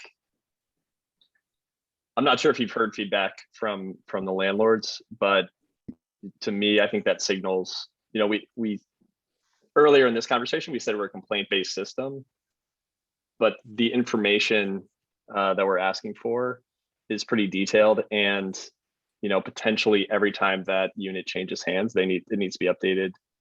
And that is information that then would be used in not a complaint-based system, but more like we would take action on that information if we saw that the rent amount was raised more than the annual general adjustment.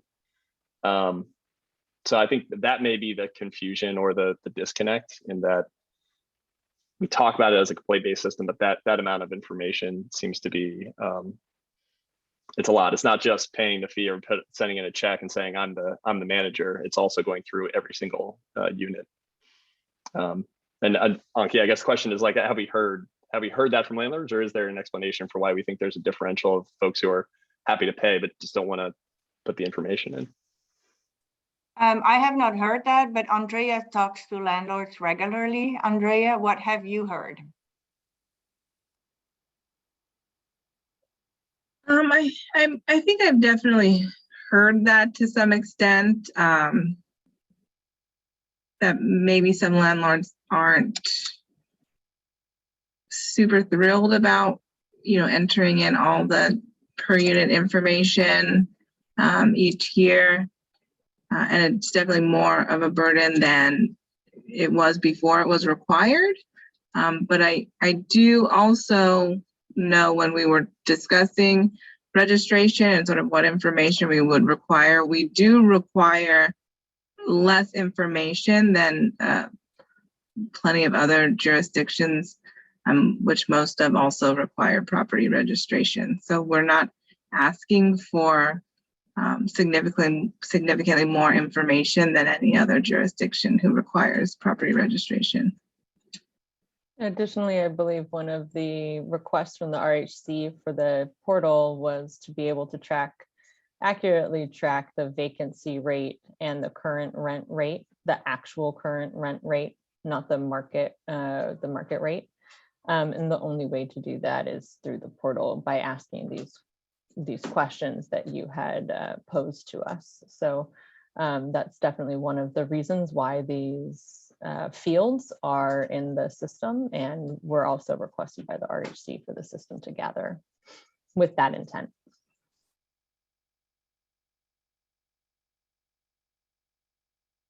And we've held multiple workshops for landlords on how to register, and I know staff will work with landlords if they need assistance on that, on getting it into the software. It doesn't seem like that much information to me.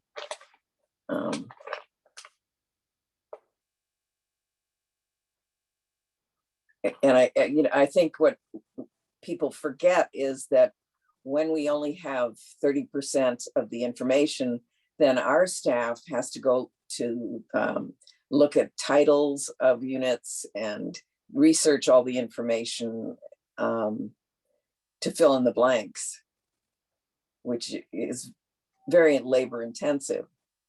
I see a lot of benefit to getting more of our landlords to comply. Committee Member Ramos? So I actually feel that might be a good segue to getting to public comment, because we haven't gotten that yet. And we do have some landlords and landlord representatives in the public comment, so they might actually be able to shed some light if they choose to. We did also have a hand by committee member Grunwald if we wanted to do that before public comment. Go ahead. Thanks. I think just to circle back on my comment, for registration, I feel like we could greatly increase registration if we just made it mandatory to do contact information for the owners. I think we should, if we want more than that, like the unit information, we should be clear about the intended use of it in the future, because that may be what's holding some landlords back, and perhaps that can come through in public comment, as you mentioned. But if the purpose is for us to get better stats on what the average rent is, and I think that's different. What landlords may be expecting is that once they put the information in there, that it's going to be monitored, right? Like what the increases are, and they're going to be held responsible if somebody leaves a unit and they haven't updated that within X number of days. It's not just kind of like a one-time registration. It could potentially be, constantly going back in every 15 to 30 days to update every single unit, which is a different ask. But we're kind of, by not having a registration fee, we're kind of straddling, it seems, the complaint-based system versus a full oversight system. And I think we would just need to have clear communication to the landlords of what the intent is of using that information once we have it. That'd be my opinion. Thank you. Committee member Rosas. I don't think Mountain View residents like to move out of Mountain View. So I don't think landlords is a huge ask from us that they document this, because I don't think they move every 6 months. I think it's more every 3, 4, 5 years, because people who start living in Mountain View like to stay in Mountain View. So I just wanted to clarify that. The other thing I wanted to say is a question that I have is, the history has been that if we impose fees, are landlords more likely to register? Or has it been something that has been a huge pushback? We haven't tried fees for registration. We do think that the late fees for paying the annual rental housing fee is kind of a reminder to property owners to pay their fees on time. Okay. I also wanted to clarify that the current fields required in the registry were decided upon by the rental housing committee. Yeah. I don't think we need to revisit that. I mean, we spent a lot of money on software in order to get the information that we need. We want to see, trends in rents going up or down. I think it's vital information that we need as part of the rental housing committee, and I wouldn't want to reduce that. What I would I just want more compliance. So I'd like to see a late fee. I think I was just looking for more historical examples. That's why I asked that. Sure.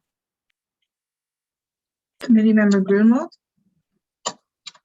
Sorry, not to drag this out, but just to close the loop on that, if we could just be clear about the intent of how that data is going to be used. So if it is about macro, we just want to see what the average rent is so we can track it better. If that was our intent when the RSC voted on it, that is a different it's a different ask for landlords than some other jurisdictions are oversight. If you put in the wrong number, you're going to, and then you increase that rent and that unit, you could potentially get a letter or, potentially not be able to raise that rent because you put in the wrong amount the last time, right? So those are I feel like those are two different things. And that would give me pause in filling out numbers or making sure that I keep numbers up to date. If that was our intent, I would just ask the RFC to clarify that of like, we intend to go to a full oversight automated system in the future. So we want to make sure that you have the exact rent amounts correct. And if you manage 50 units, you have to update that within 30 days of that person moving out. Or we just want to get better data and like, please kind of do your best, but you won't be held responsible and this won't impact future rent raises. That I think that clarity is needed to incentivize landlords to make sure it might help get them to fill out all the information. But like, again, that's my, I'd like to hear that directly from the landlords. That's my interpretation, I guess. Or might give someone pause. Thank you, Matt. Are there any other comments or questions? One question I have for staff is, do you feel like you have enough direction from the input from the committee to move forward? Yeah, of course. I mean, you can still give further direction after you hear the public comments. But what we have to date is it sounds like we will be bringing back more details on each of the options, maybe possibly propose some further details so you have a better idea of how each option would work, so you can deliberate further. Okay, good. Committee member Ramos? Hi, I just really want to clarify that I absolutely intend to provide more direction after public comment, because I feel that's a very important aspect right now of this decision. Okay. Vice Chair Hanslipsey? After public comment, could we perhaps consider doing a straw poll to get opinions and some level of votes on each of the options so that staff can prioritize what they bring back? It sounds like a good idea to me. Cool, thank you. Okay, are there any other hands raised? There are no other hands. Okay, since there are no more questions, I now invite public comment. Would any member of the public on the line like to provide comment on this item? If so, please click the raise hand button in Zoom or press *9 on your phone. Staff will display a countdown timer on the screen.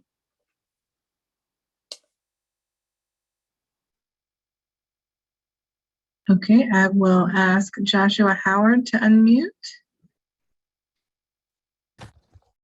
All right, good evening, members of the Rental Housing Committee. My name is Joshua Howard with the California Apartment Association. By staff's own admission at the beginning of this presentation, compliance seems to be increasing. Education and outreach are the key.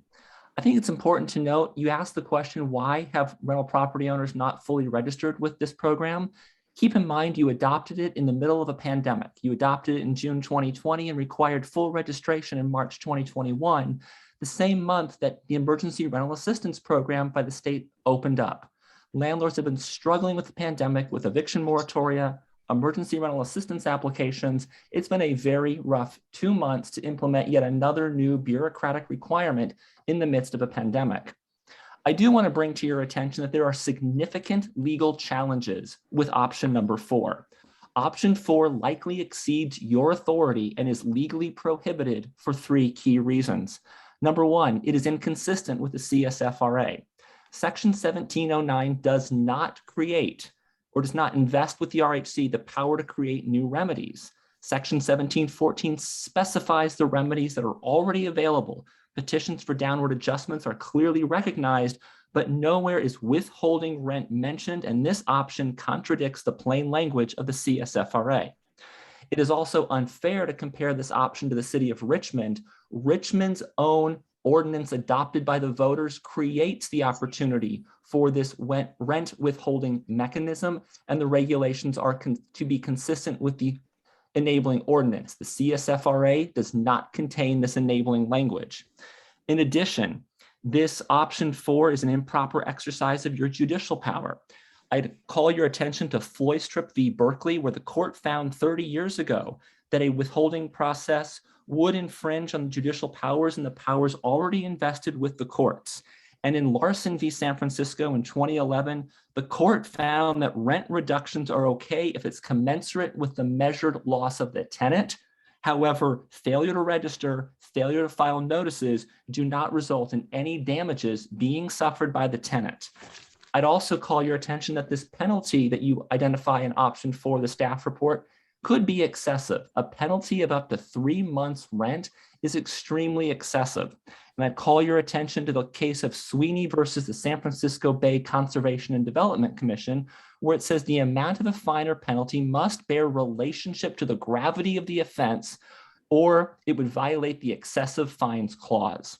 Clearly, you need to do extensive stakeholder outreach, which has not been done on this issue. We would ask that the staff and the committee engage with the landlords and engage with the stakeholders to find ways to overcome these obstacles that you've identified and to ways to increase compliance, which can be done through collaboration and education.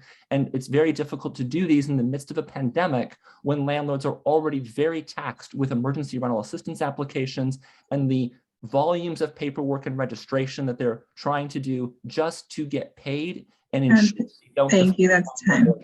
Thank you.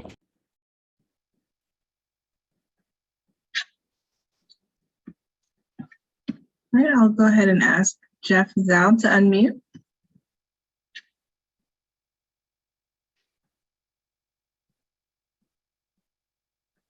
I don't know if I could be as eloquent as Joshua there is, but he's got a lot of valid points. Clearly it's in violation of some of the rules that are set aside in the ordinance that was passed. Escrow accounts are difficult to set up and administer, even I know what they are just from, I have to do trust accounts for properties and it's very similar, and the overhead required is a lot. You basically, all these, Joshua was right, I know this, but basically a year of rent relief applications has created an overhead for us, a burden for us that is unbelievable. I have a lot more units than just in Mountain View, and I have at least probably 2 people working on this full time now just to do rent relief applications and get everybody done. And you're asking us to do more work on top of this.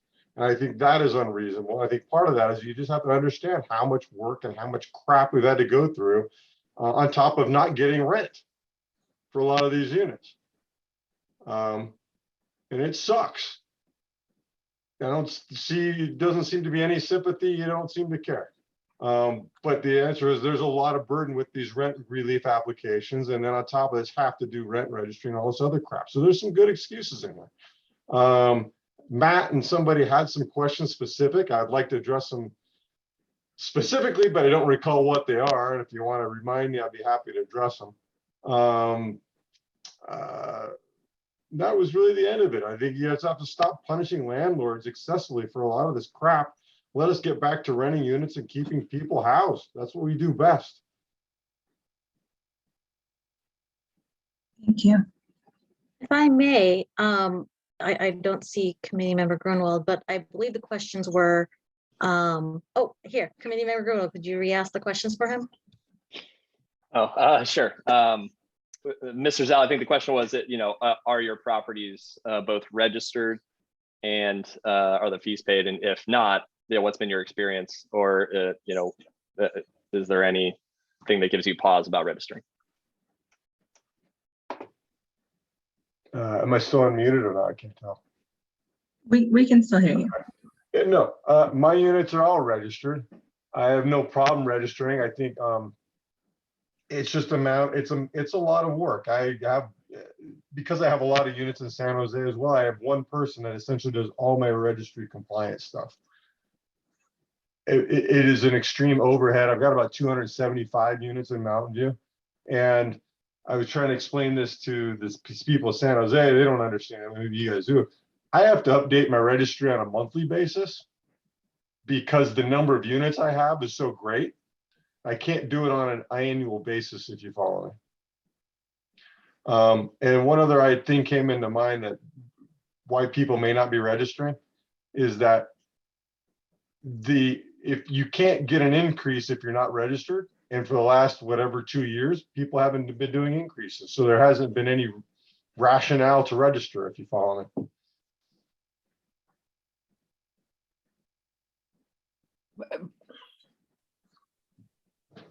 But I believe you can't take the increase if you haven't paid your rental housing committee fee, but there is no penalty for not registering. Non-registration is considered substantial non-compliance. Right, we just don't have any consequence for it.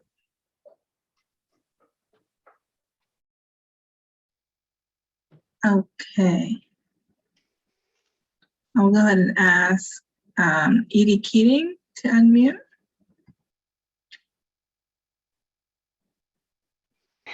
Thank you. I think one thing that the rental housing committee should consider is what good is a rent control ordinance if people don't comply with it? And when you make a regulation that registration is required, and then landlords are not complying with that, then what else are they not complying with? Of course, they shouldn't be taking their annual general adjustment, but of course they are, or maybe they're taking twice their annual general adjustment. And, you know, if it's too much to ask for information that might reveal that, then are members of this committee opposed to landlords complying with the CSFRA? I hope every member of this body expects compliance. And there needs to be compliance, not just with the CSFRA, but with your regulations and requirements. So any idea that this is too burdensome, if you have required something and it's not happening, it's a horrible precedent and you need to address it. Another option that I will add to the possibilities is to charge landlords an additional amount if they have not registered, to have effectively a census taker contact all their tenants and collect the information. That would only address the landlords that had not complied, and it would be proportional. And I hope you have Zooms to, I hope you have a lot of public exposure, and I hope you have Zooms to the tenants of non-compliant landlords about what their options are. I think that would be well worth publicizing. There are many people who live in rent-controlled units, unfortunately, who are not aware that they live in rent-controlled units. But that can be remedied and should be.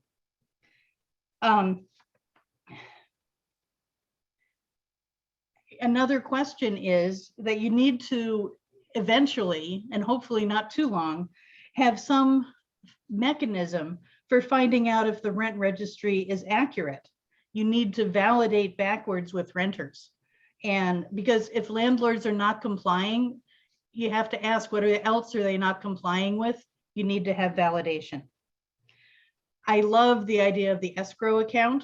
I understand, and I'll be persuaded if there are reasons it's legally hard to impose, but it should not be dropped as something to look into and to find out more about how other jurisdictions have either have used it or considered the possibility of using it.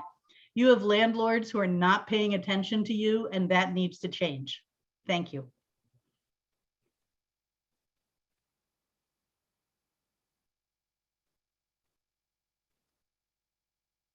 Okay, I'll ask Kevin Ma to unmute.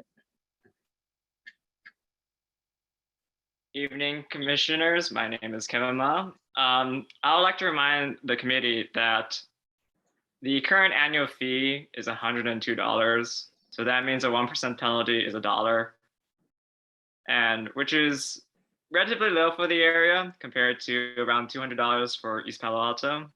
So that's the context we should be working on. We currently also do not charge a registration fee.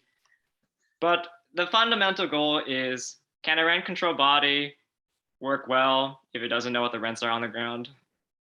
And that is the purpose of the rent registry, is to get that kind of information so we can start tracking whether there are violations that are happening that are unreported, because at the end of the day, tenants do want to stay where they are and not be threatened by intimidation about, reporting to authorities that something wrong has happened. All of the 5 options seem like good ideas to me. On number 4, I do also notice that the CSFRA does specify that there are other potential remedies if there is further legislation into it, which could be the RHC making it on their own or recommending that City Council make them for the RHC. Inherently, I understand the point of education. Education is important, so tenants know their rights, but sometimes it is better if, the law is enforced automatically without,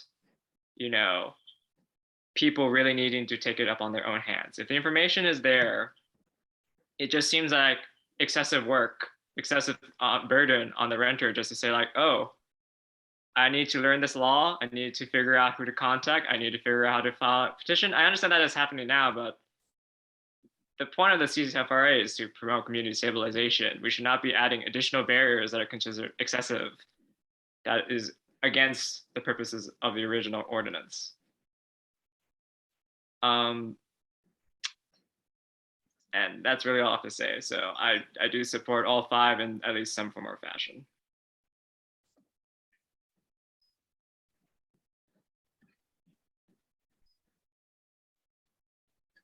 Okay, I'll ask Megan Fraley to unmute.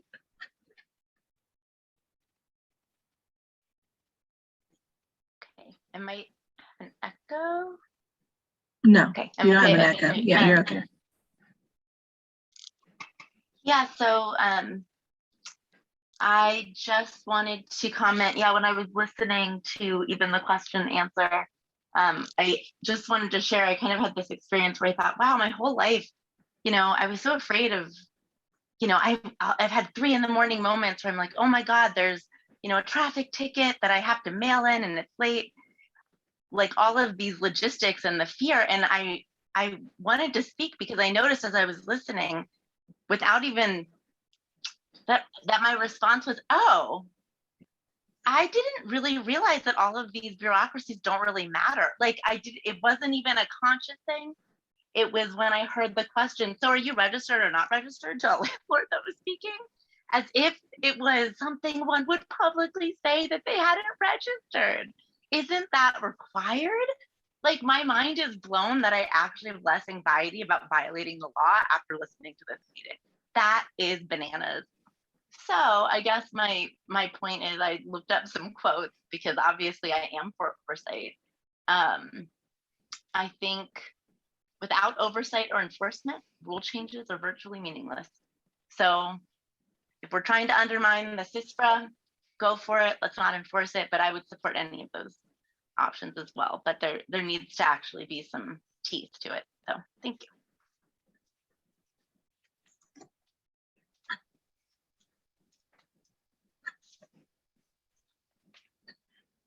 Okay, I'll ask Alex Brown to unmute. Hey. First, Jeff, I know that you ride a motorcycle, so you're already saving a lot of gas, and I miss hanging out with you and Joshua outside of the meetings. So, but no. When it comes to the CSFRA, 1709 D13 empowers the RHC to establish a schedule of penalties that may be imposed for noncompliance with this article or with rules and regulations promulgated under this article. Also, the remedies section says that remedies are not exclusive. The remedies available in this article are not exclusive and may be used cumulatively with any other remedies in this article or otherwise available at law. So this is something you are empowered to do. I think that when it comes to the compliant landlords who are following the rules and taking care of their business, which is this is their business, part of their business is complying with local regulations, that they're doing a good job. That these regulations and these compliance mechanisms will not affect them. It will not hurt the people who are doing their job correctly, like you, Jeff. For the people who are paying the fees, they should not bear the burden of funding this program when other landlords are choosing not to, when they're opting out, when they're not paying attention, when they're not doing their job to make sure that they are taking care of their tenants, the rights of their tenants, and their regulations that they should uphold as a member of the community. Housing providers are part of the community and should be part and should take part in the community. And if they are not, this body is there to try to encourage them to do so, to make it right. When you have an ordinance like this that, or an act like this, that is based on petitions, that does require knowledge of your rights. Each tenant has to know what their rights are, because otherwise they cannot exercise them and the law cannot be affected. So I also support any and all of these in some order to try to encourage the good operation of this body and of the act in order to try to stabilize housing. Seriously, I miss you, Jeff. We'll hang out in one of the meetings in person. Thanks. Thank you. All right. We'll now ask Anna Marie Morales to unmute. Hi, thank you, Anna Marie, she, her. So thanks so much for discussing these important issues. Having these meetings and having them be accessible for all is important. While I think in-person meetings are great, there has to be an option for people that are unable to make meetings for various reasons, such as disability, mobility, being high risk, or living with someone that is high risk for COVID and other contagious illnesses. Those are just a few reasons to make all future meetings hybrid and accessible for all. Ableism is a real barrier to accessibility and being able to participate for so many. New tenants must be notified about rent control. I think education and collaboration would help, but a clear law is what is actually needed. There needs to be consequences for non-compliant landlords. And I think it is fair to offer incentives to get more cooperation, especially considering the pandemic. In light of the pandemic, I would hope non-compliant landlords are actually given, time to become compliant. And I really believe landlords should share the information that the RHC requires and register their properties as well. Rent stabilization passed in Mountain View, and the non-compliant landlords should not be above the law. I support any and all of these options, and thank you all.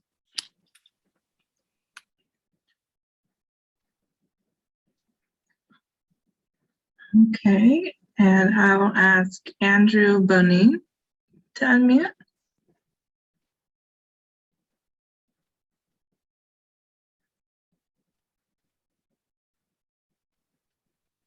Hey, good evening, everyone. I'm a rental housing provider in Mountain View. I use concessions to ease the cost of moving new residents into their apartments. It's an important tool in my sales process. And I'm strongly opposed to the use of concessions as part of the base rent calculation here. The proposed regulation, as constituted, discourages us from using concessions as a part of our business, and in many respects contradicts the stated goals of the CSFRA. I urge you to reject this regulation because I think it will hurt. I believe that is the next agenda item. If you wanted to hold your public comment for the next agenda item. Oh, great. Or Well, if you we can had play a it forward. specific comment about compliance. My apologies, but yeah, I am talking about number 7.3.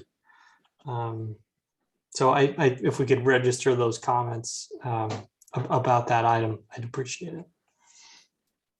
Perfect. You're also, if you want to just raise your hand again. Okay, thank you. Thank you.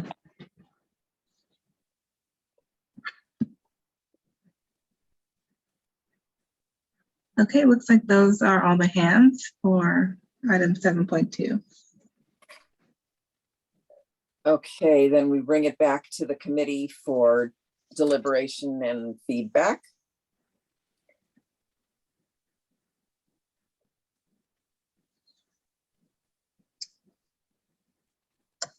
Don't all speak up at once.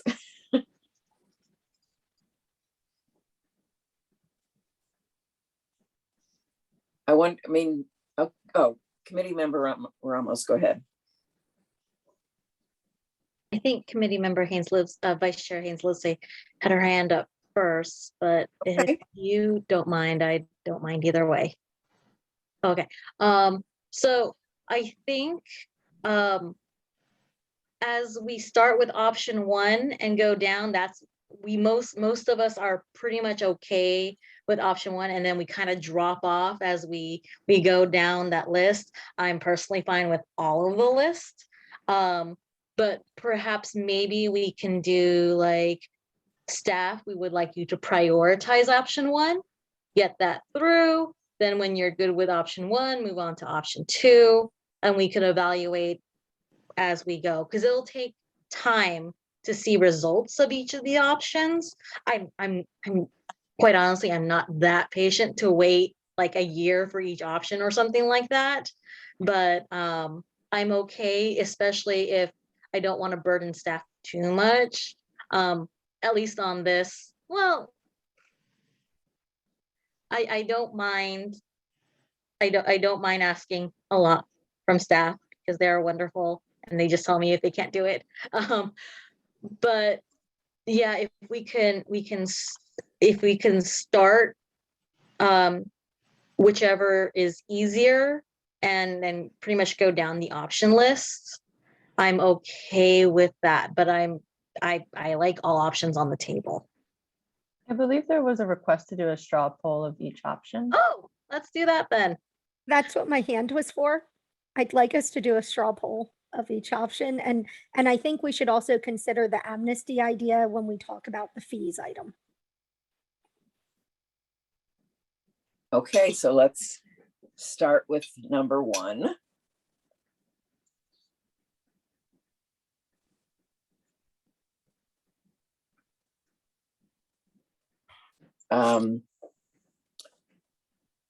Naz, do you want to summarize this and then we can take a straw poll vote?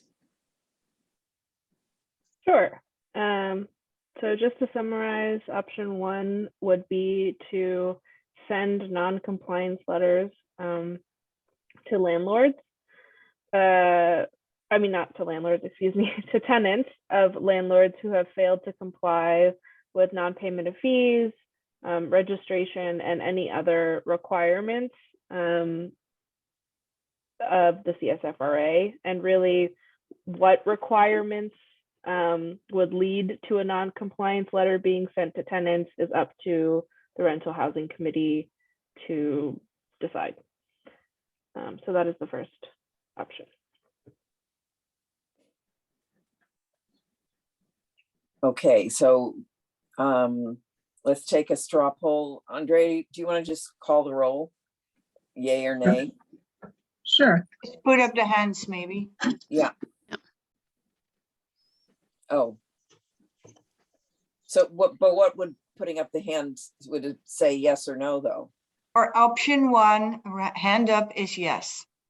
Okay.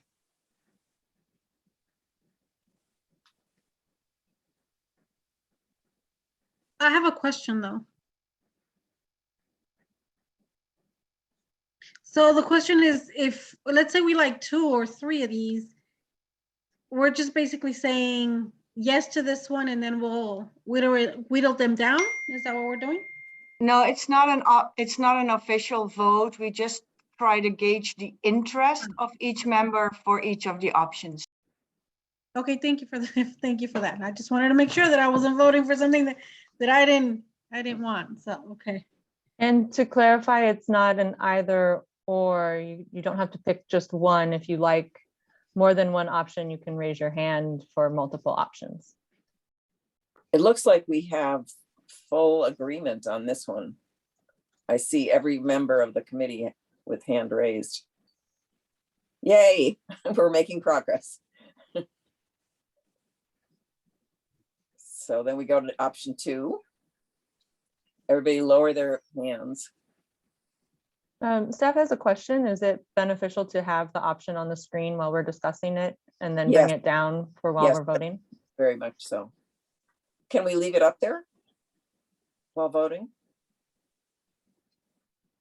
Then we don't see the hands. Oh, I see. We can still see them. Yeah, they're the. Can the public still see them though? It really depends on how you set your screens. Yeah, I'm not sure if the public can still see them. Yeah. I I could can read just take them. it down when we're ready to do the vote. It's okay.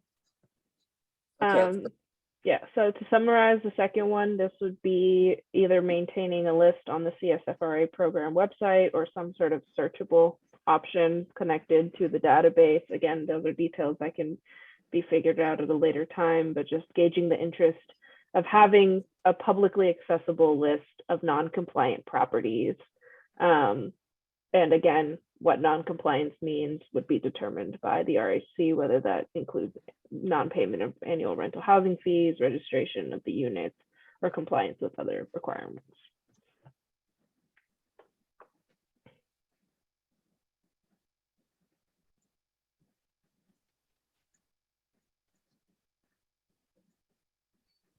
Are we voting or are we asking questions? Just to clarify. I'm Looks like voting. We hands were up taking for a straw yes. vote. Looks like there's unanimous consent on this one as well.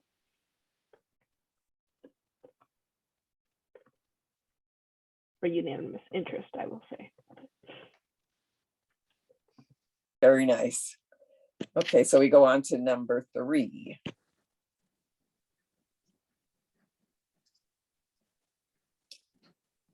All right, so this one I guess is a little slightly complicated. There's 2 parts of it. One, whether the RHC is interested in increasing the late fee or late penalty for failure to pay the annual registration fees on time. And then the second would be whether to impose late penalties on the failure to register. And then actually, I guess there's 3 parts to this one, whether the RHC wants to adopt essentially a regulation clarifying that new landlords assume past due fees upon sale or transfer, and that is part of their due diligence to look into whether there are past due fees. I would suggest to make it a little easier and not take a straw poll on the amount of late fees, but at this point, just do you agree that we bring back a late fee detailed report with options for the rental housing committee to decide on? And this late fee would apply to registration, am I right? Yeah, and if you want to increase the fees also for the invoices on a yearly basis. Okay. So in general, do you want to see this being brought back with more detail? Okay. Are we subdividing the questions or are we just No, doing? we're one not. question? Okay. Just say, do you want to see more detail?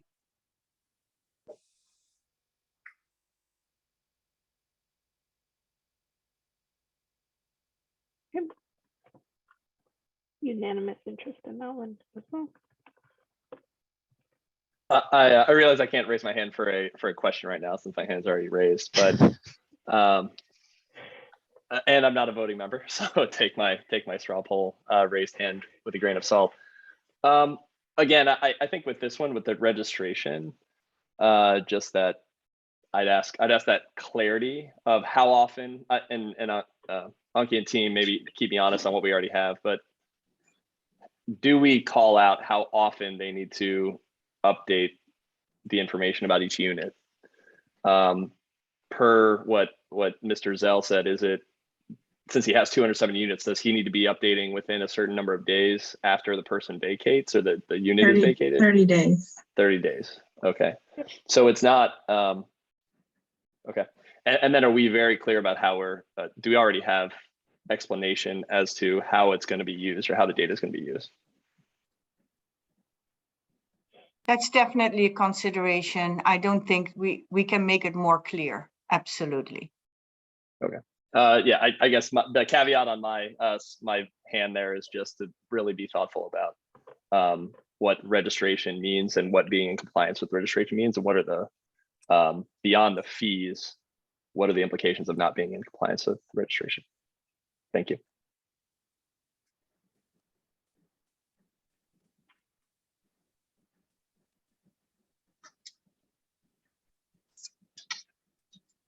Do we have agreement on that one? Yes. Yes. Great. Thank you, everybody. So now we're going on to number 4. All right.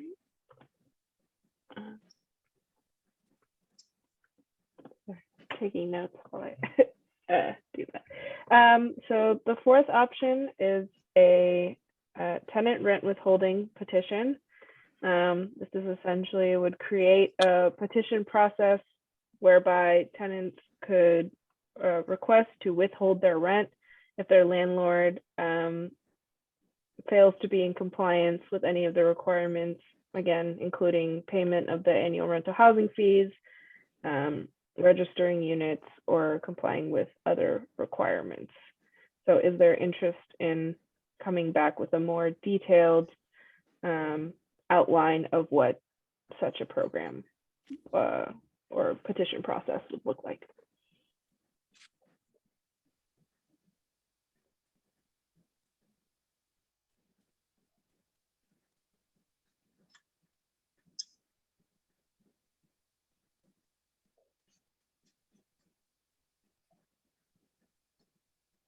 All the hands? So it looks like we have 2 committee members who are interested in that. I thought there were 3. Maybe somebody lowered their hand. Just you and me, Chair Allman. Okie dokie.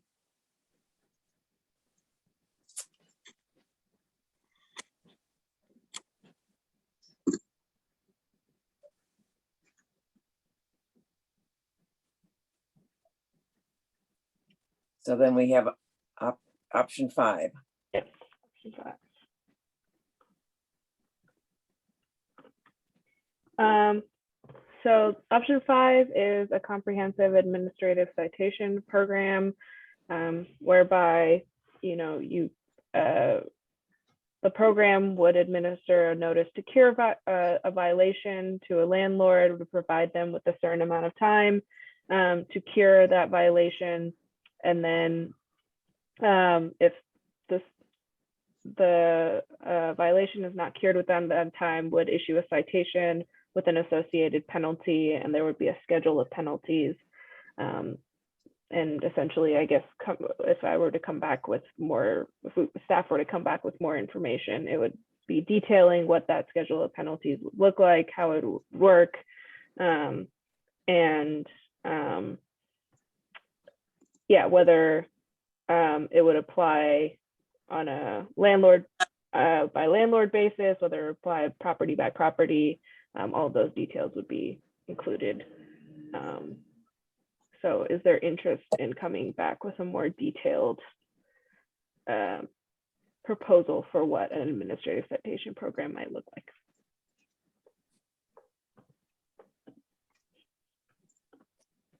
Okay. So again, we have 2 committee members who are interested in this option. Or 3. Okay. 3.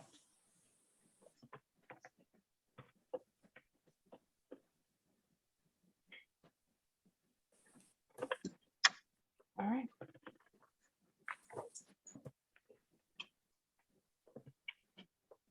I don't know if you all wanted to have further discussion amongst yourselves about what the straw poll means for what you want to do with that information, but yeah.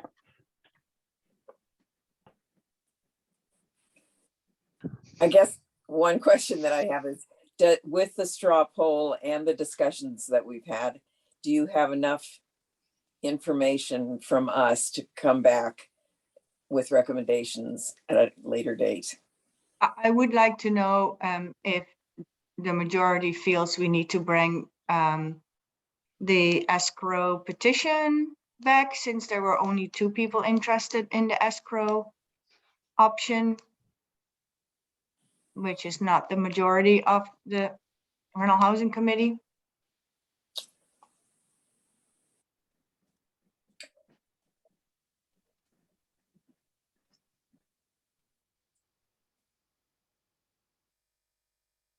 Well, I mean, it would seem if go there's ahead. only 2, that we should proceed with the ones that have a majority.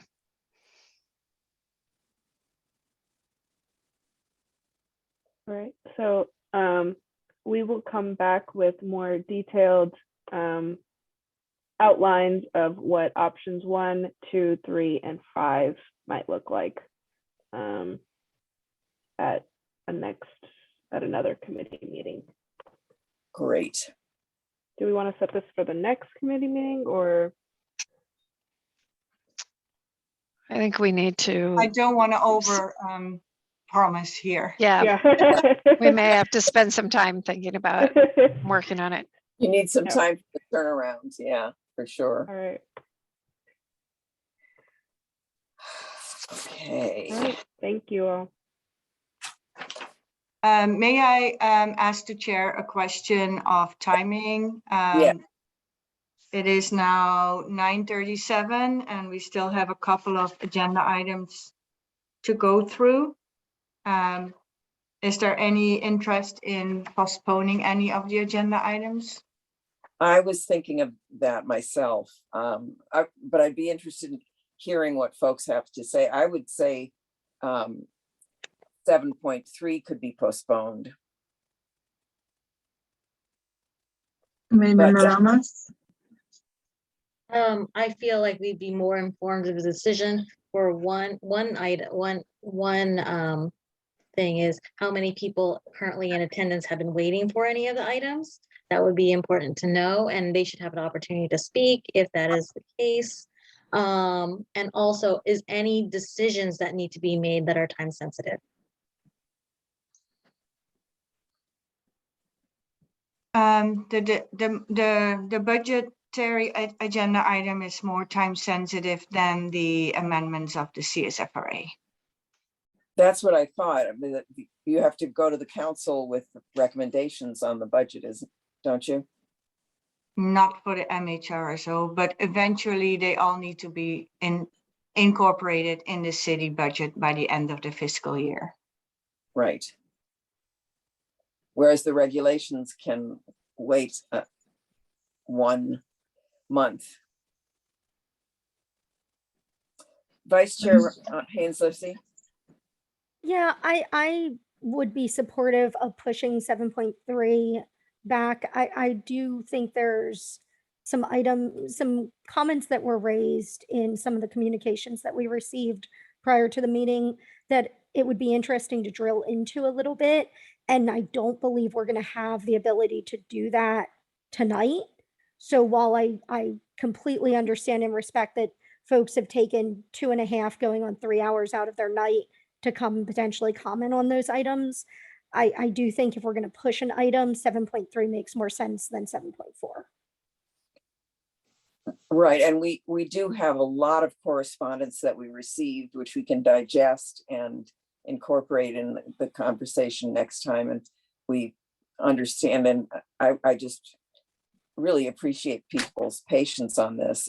I'd also like to make sure that we have a balanced conversation on 7.2. I'm sorry, 7.3. How are other people feeling about it? Member Ramos? So from what I've watched in other meetings, if there's been a case where a meeting has run too long and they can continue it, but they still do allow the people who have waited for public comment to put their comments in. I believe they're not supposed to, like, when we continue the item, so they they can't comment the next time. So I don't know if that's what they prefer now, since they have been waiting. I just want to be respectful for the people who have waited. I would just comment, you don't have to do that if we're going to continue it. And I think the item will come back in a different form. So we would have to provide people a second opportunity. I think that's a very good point. Committee Member Rosas? Go ahead.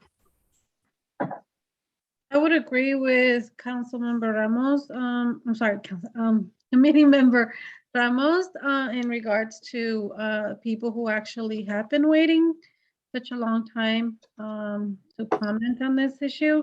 I would like to hear their comments. Or can we do a follow-up meeting tomorrow? That Yep. wouldn't be possible. Okay. No. Okay. But if we're going to continue it to the next meeting, and we already have a huge amount of correspondence, which has already been entered into the record, I hope people will understand if we move on.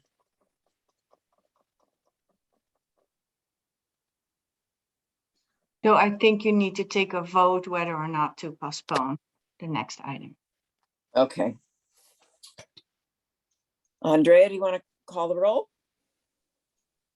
I think we need a motion from an RHC member first and a second to take a vote on this. That's true.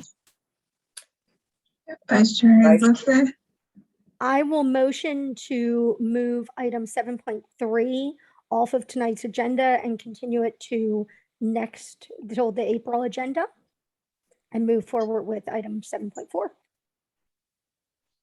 Do I hear a second on that?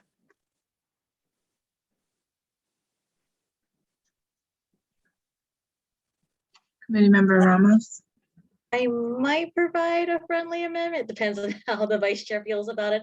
But like I said, I really do feel bad about people waiting for this long without getting their opportunity, even if it's just like the 1 minute, 30 seconds. And then we were just like, okay, we close this item to go on to the next item. I know that it's late, but I feel like that just seems wrong to have we agendized this item. We took a long time. But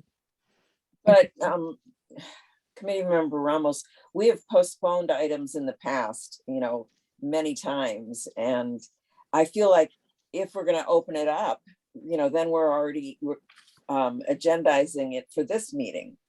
But if we're going to postpone it, then we have to postpone the discussion. And if it comes back in a different format, the comments now may not pertain to what it comes back as. Exactly. I mean, staff is going to take into account all of the input that we've had tonight in correspondence.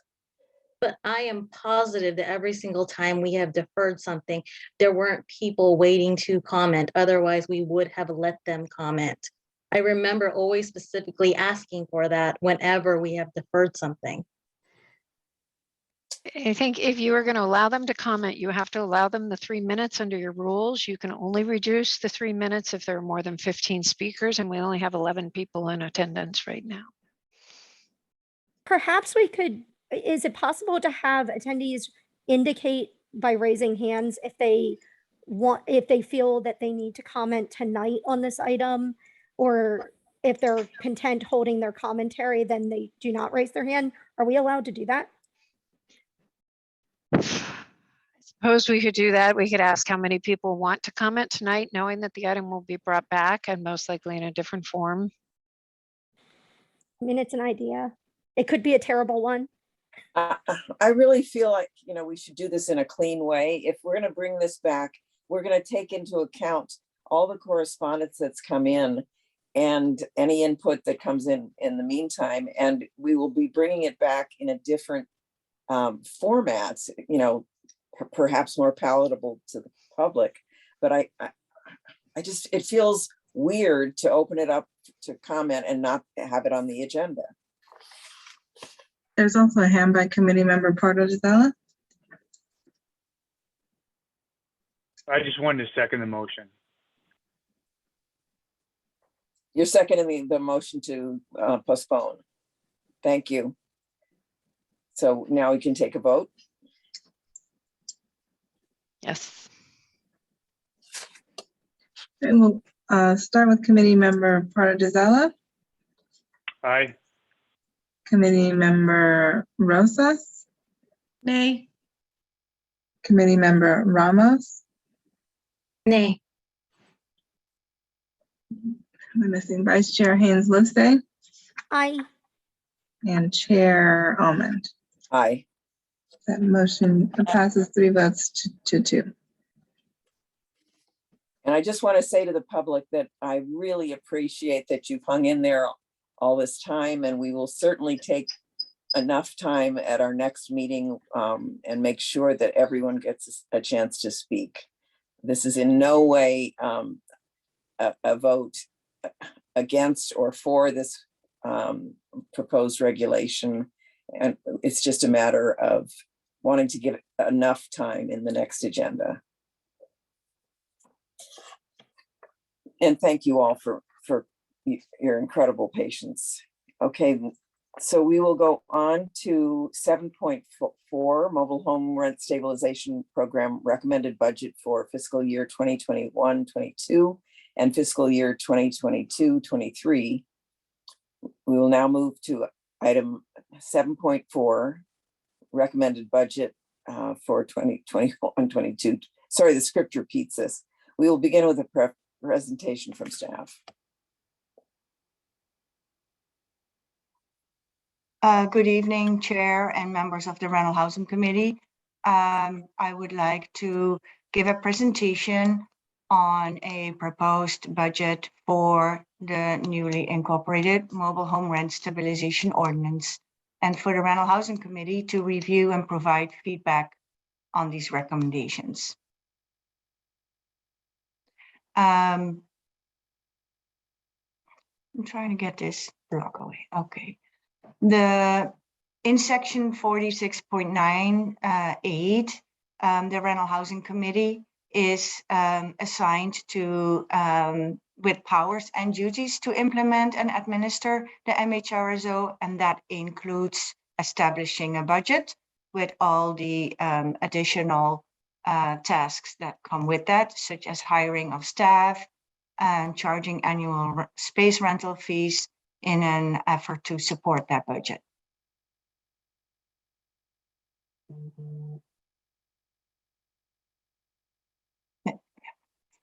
So from the effective date of the MHRSO, which is October 28, 2021, we started making startup costs, including using internal staff resources, using outside legal services, providing outreach efforts into the community, and operational expenses. And that's why we asked the City Council to provide interim funds and use city resources so we could effectively start the implementation of this ordinance until the Rental Housing Committee was able to collect annual rental space fees. The City Council approved a total amount of $399,000 as an advancement for this initial implementation, whereby $107,000 was provided as a one-time non-reimbursable startup funds and $292,000 as a loan, similar to what happened at the startup of the CSFRA, to be reimbursed to the city once annual rental space fees were collected.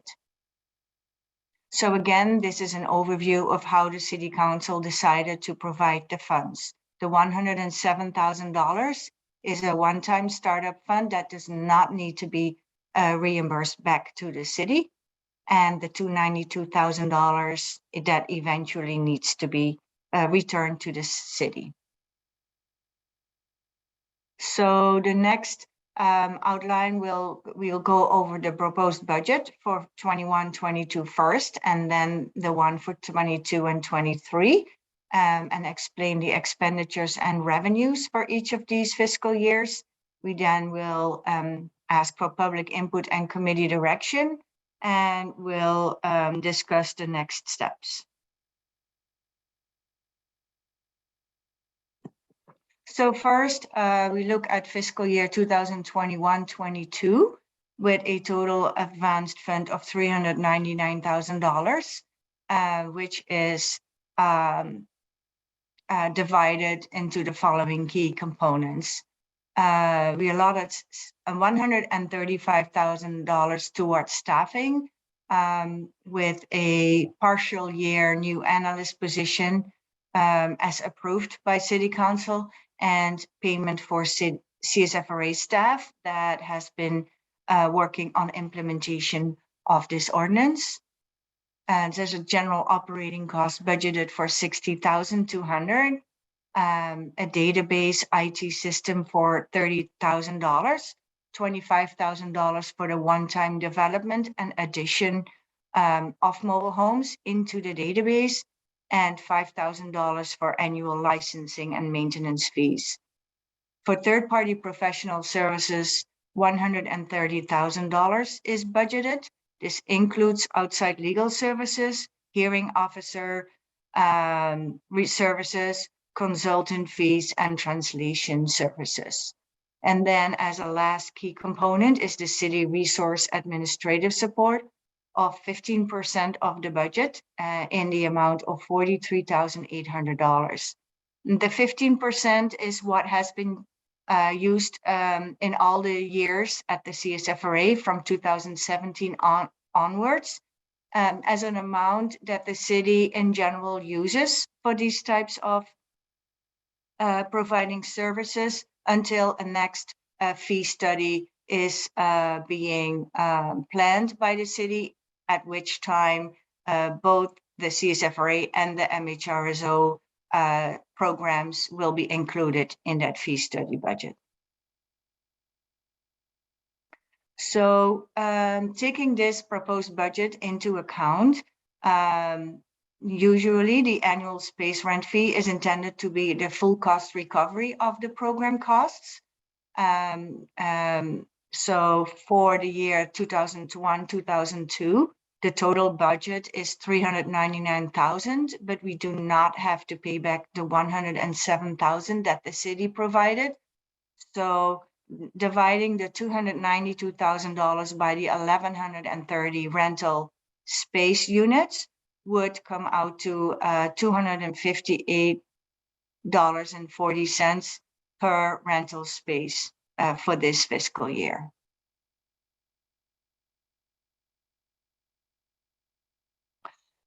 So do you want me to stop so you can ask questions about 21, 22, or shall I just keep going for 22, 23?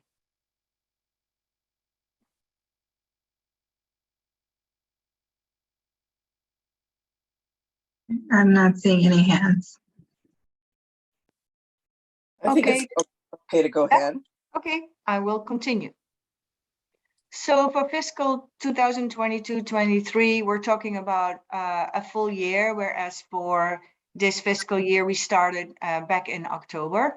The total budget that is recommended amounts to $339,710, with a staffing position, one full analyst position with a total cost of $205,400. This includes all the benefits. General operating costs for $10,000.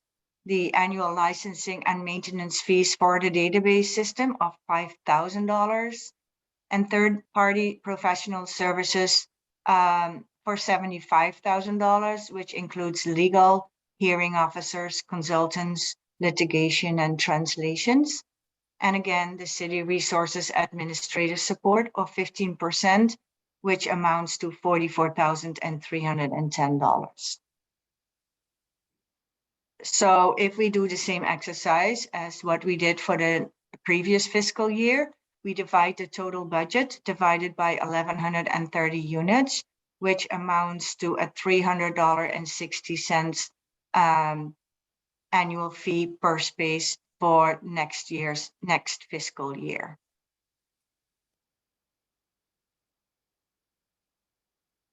So alternatives to these proposed numbers could be for the Rental Housing Committee to suggest to increase or reduce certain expenditures and or to include reserves. As you may remember, for the CSFRA, we always included reserves. So that is an option for the Rental Housing Committee to consider as well.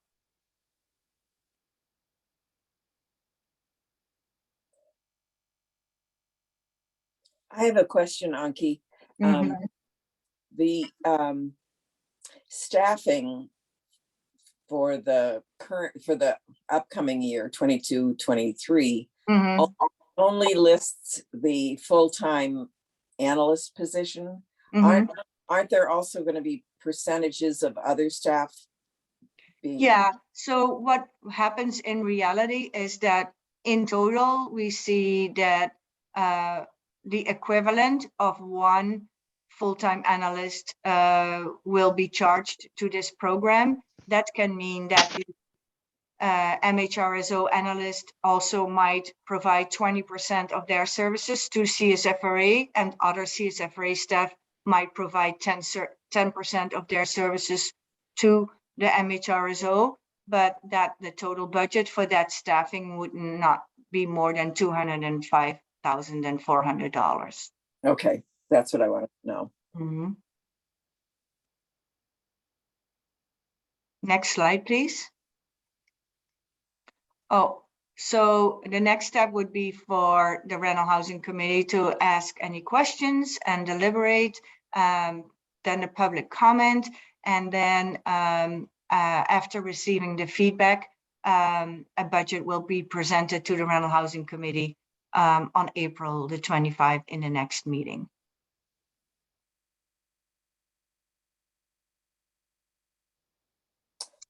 Vice Chair Hayden-Slipsey.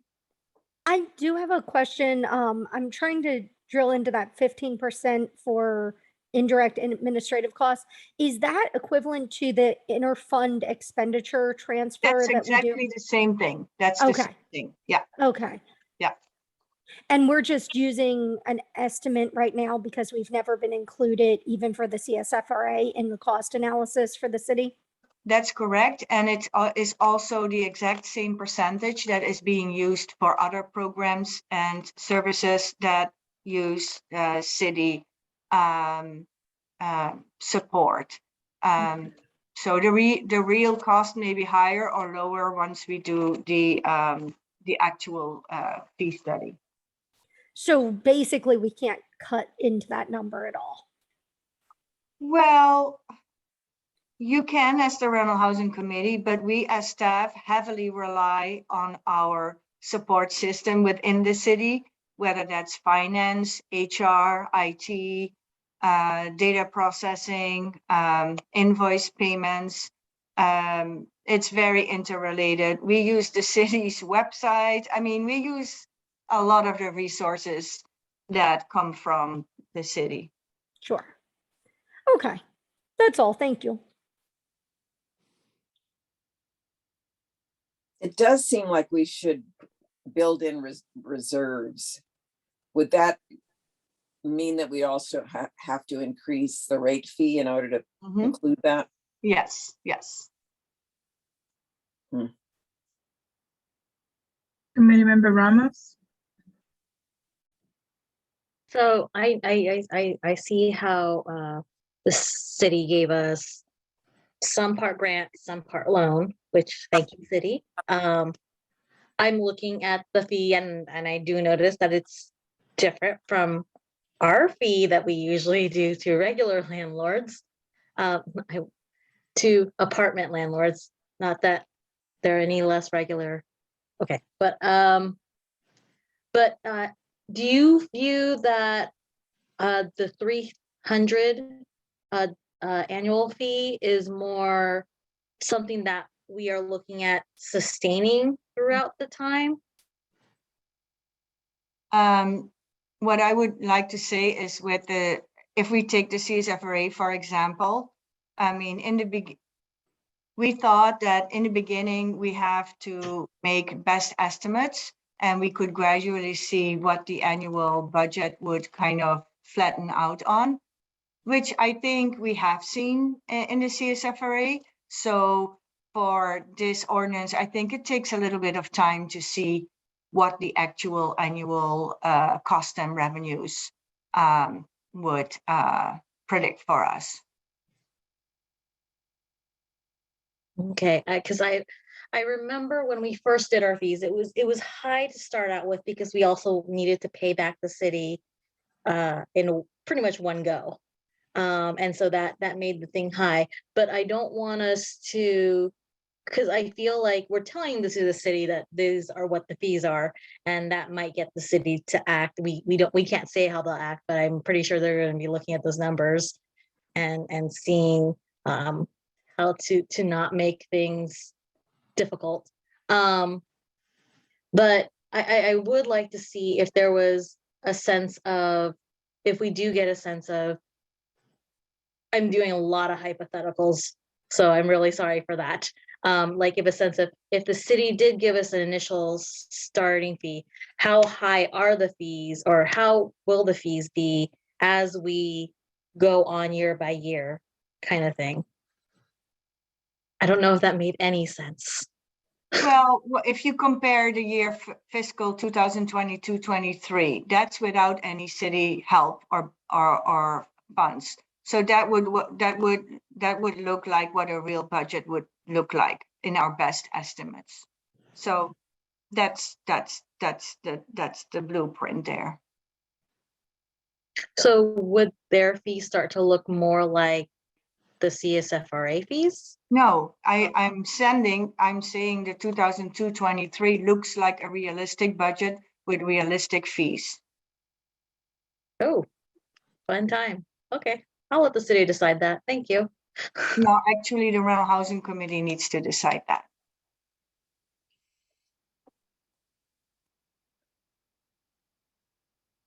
I think isn't part of the problem that, with CSFRA, we have many more units to divide the budget over. We've only got 1,130 units to divide it by, and the city only is giving us 107,000 once. That's correct. So in the end, this needs to be a self-supporting program, just like the CSFRA. We cannot combine the CSFRA with the MHRSO because they're separately legislated and in separate ordinances and acts. So we need to keep the budgeting separate, and we cannot just put everything on one big hope and then it gets divided among a much bigger number of rental properties. We cannot do that in this instance. So yes, we have the disadvantage that there's only 1,130 space units that the fee can be divided upon. Vice Chair Haynes-Lixay. With the budget as currently constructed without the reserve, in the CSFRA budget, I think we had no real ability for the city to step in if we should need additional funds, which was the purpose of shoring up the reserve. With this ordinance, isn't there a little bit more option for the city to help if there is an overage, or no? It just has to be 100% self-funded. It is the intention to have it 100% self-funded. As you can see, the language in the MHRSO is exactly the same as in the CSFRA, where you can ask the city for help or additional funds if the rental housing committee feels the need to. Thank you. Committee Member Rosas. Do we have an idea when the MHRS ordinance will kick in? Funds will kick in? Yeah, that kicked in October 28, 2021. Should that make us solvent or not yet?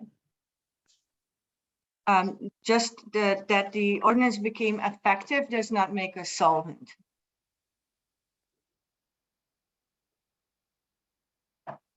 And isn't it true that if we were to pay it back over a period of years, it wouldn't save us anything?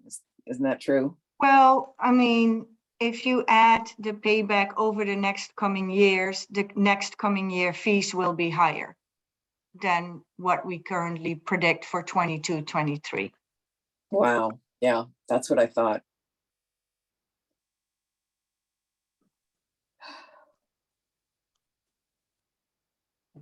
And is there any, I think I've asked you this already, but is there any chance that we could get greater funds for the first 2 years? Sorry, could you repeat the question?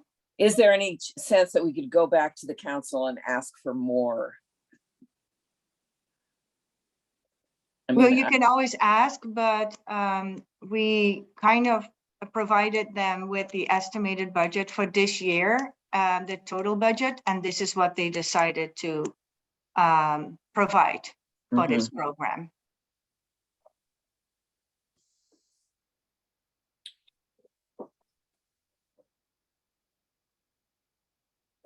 Okay, are there any other hands raised? There are no other hands. So then we proceed to public comment as far as I can see. Anki, do you need any more input from us?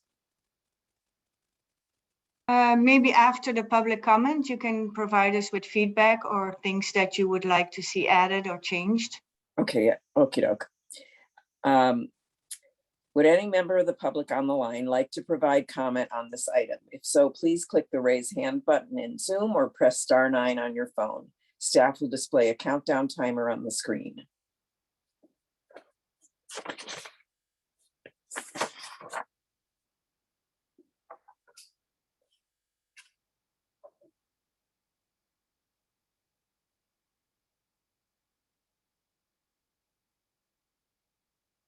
Okay, I'll ask Alex Brown to unmute. I'm the other one, huh? No. Oh. I always try to go last. Okay. I'll keep it short. I think that in order for this program to be successful, it needs to be well funded. It needs to have people running it, and those people should be compensated for their labor. And part of that is going to be funding it. And so that means assessing a fee. As a resident of a mobile home park and a beneficiary of the MHRSO, I fully support this. Please make sure that this gets off to a good start.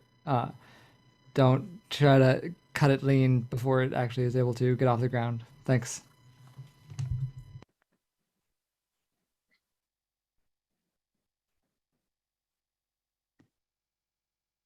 And I'll ask Anna Marie Morales to unmute. Yes, thank you. I want to pretty much echo everything that Alex Brown said, as well as I think it wouldn't hurt to ask for more money from the city. This is a really important program and we want to make it work. So if that's something that needs to happen, I think asking is perfectly all right. And I hope that the city hears your recommendations and this all works out. Thank you so much for your time.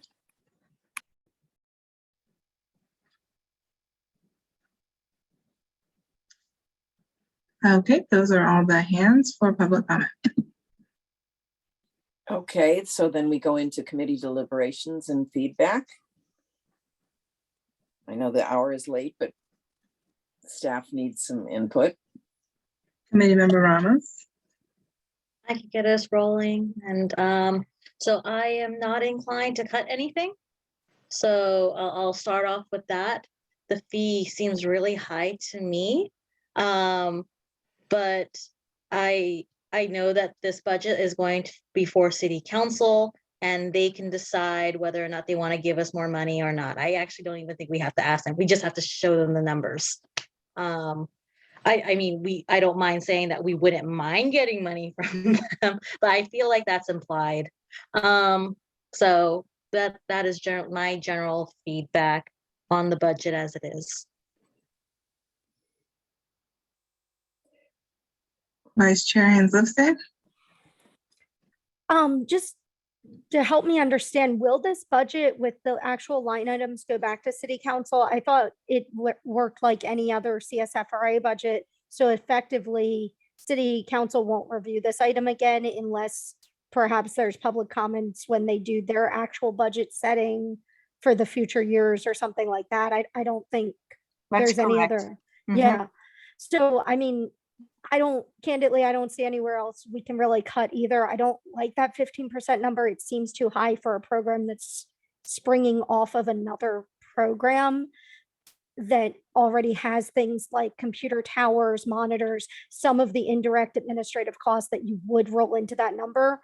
That being said, I don't know that I have the tools to slice and dice it since we haven't been, the CSFRA has not been covered in the cost accounting in the past. So I think we just have to live with it, and regretfully, the fee will be higher than we were probably hoping.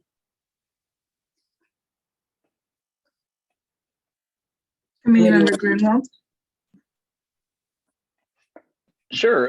Just as we communicate this to city council, folks have mentioned that the fee seems high. I mean, comparatively speaking, one consideration we may want to propose to city council is this going to materially move any of the landlords to want to exit, right? So what's a high enough fee that starts to cut into the economics of the mobile home parks? And is that, if they believe that a park might close, then city council may want to subsidize part of the fee. I think that'd be part of it.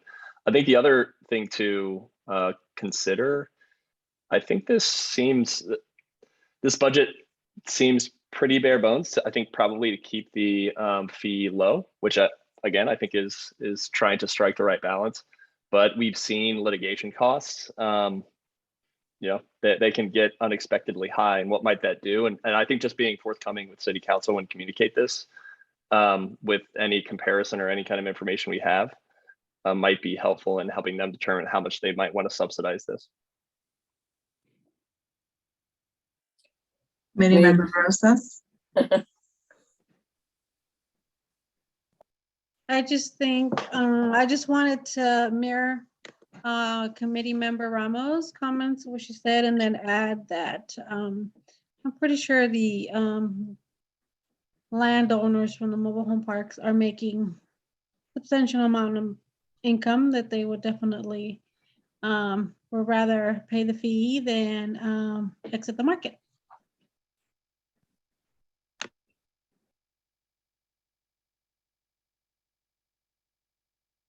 I think that, it would be important to emphasize to council that if they fund it at a higher level, we'll be able to offer lower fees.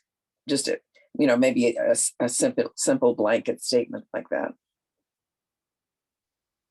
If we want to communicate to the city council, we need to write a formal letter from the Rental Housing Committee to city council. Mm-hmm. Is that something you would be interested in?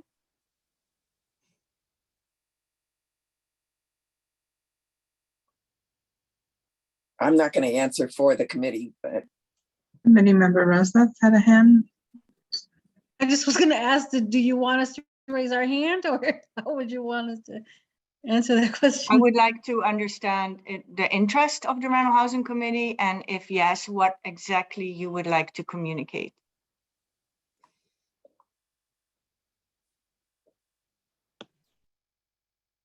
I think the letter explaining the budget and that we would like to get more funding so that we can, as one of our community members mentioned, we can have this program start with the right foot. That would be my input. Yeah, and then what would you guys, what is the ask? How much more money do you want to be funded by the city? And what would you do, and how much, or from the other side, how much do you want the fee to be? Because that is the direct correlation, whether they put more fees, if they put more funds in, the fee gets lower. So the budget stays the same, but if they put in more money, then we can set a lower fee. But then you have to be reminded that next year it's going to be the same issue. So if you're going to set that request now, how are you going to Oh, do so this that- going forward? Because next year, the budget is almost $400,000 and the fee is going to be around $300. So do we want to start off with a realistic number and realistic expectations? Or do we want to give high subsidy to the park owners in the first year of the startup? That's then what you were going to ask to City Council. Committee Member Grunwald. Yeah, sorry. I didn't mean to create extra work of having a letter, and then I think to have a letter, we also have to have consensus. Maybe, well, I think what was helpful for me in making the decision for the core or for the original CSFRA, right, was benchmarks. So I don't know much about the economics at the park owner level, what would be significant to them or not. But if there aren't any benchmarks for what fees are being paid by other park owners in other jurisdictions, that might be helpful. And then just putting them side by side for council. And if it's higher in other jurisdictions and it's reasonable and there haven't been any negative consequences in those jurisdictions, then that may be all that city council needs is the context to say.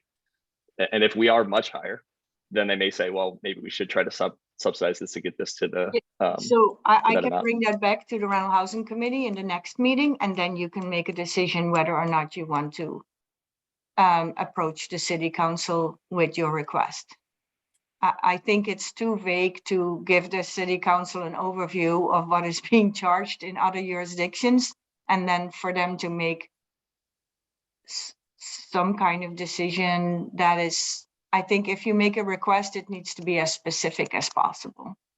I agree. And I also think that I can see the dilemma is if we were even to get any more money from the city, that would only be a temporary fix, because then we'd be telling park owners, okay, it's only going to be 200 this year, but oh, sorry, next year we're upping it to 300. It may be just better to bite the bullet from the get-go. Vice Chair Hands-Listed. I'm just curious, from a budget point of view, with the CSFRA, I know if and when there's litigation, the expense is primarily borne by the RHC due to the fact that we fully administer that. With this ordinance, is the philosophy within the city the same, or would the litigation expenses primarily be borne by the city, with the RHC really being seen only as the body who the city has directed to implement, as opposed to true ownership of the ordinance? That's an excellent question. I think the initial expectations, without any further detailed thinking about this, is that the MHRSO needs to be run exactly the same as the CSFRA. I think the city was unaware that we still had to make some extra costs and that not everything could be absorbed by the CSFRA program, and that there were no extra costs to begin with. But what we can do, what you can consider as the Rental Housing Committee, is if litigation is showing up, to then make a request to the city to fund those types of costs. Moreover, since this is an ordinance that is adopted by the city so has a little bit more direct connection to the City Council than I think the CSFRA would have. Thank you. That's helpful.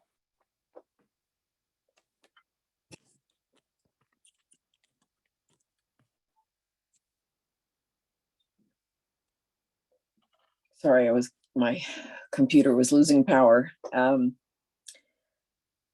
I see a hand by Committee Member Ramos. So call me crazy, but I'm pretty sure if we're okay, are we actually passing this budget, or we're just giving feedback, right? Yes, at this point, you're just giving us feedback so we can bring the final budget to you in the next meeting, and you can adopt the budgets and the fee. Okay, so I'm actually okay with the budget as is. I understand that the fee is high. When I said that it's up to the city to decide, I have an understanding that once park owners see the fee, they will reach out to the city council themselves about their issues about it, and the city council can do whatever they want with that information. So it is our job to make sure that this program runs effectively, efficiently, and does what it's supposed to do. And this is the budget that does it. It's up to council to if they want to make sure that the fee goes down. But the fee for us is what it is. Mm-hmm. I'm okay with that.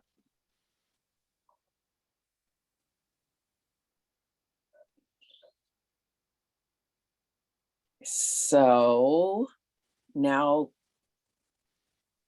I guess I'm sensing consensus that we'll move forward with the existing budget. Is anybody objecting to that at this point? Okay. So then we move on to item 8, committee staff announcements and updates.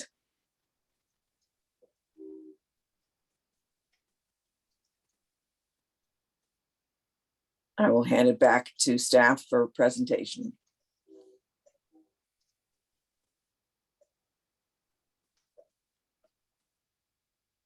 And thank you everybody for hanging in there.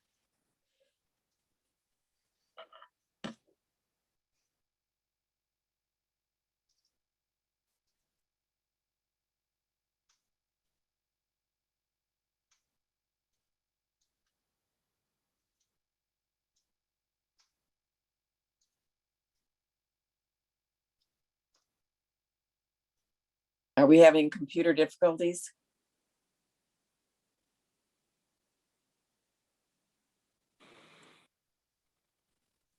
Well, Hello? Item 8.1 is events and workshops for the rent stabilization program and the eviction help center. Can everyone see my screen? I see No. you. Okay, we will fix that little issue. Sorry about that.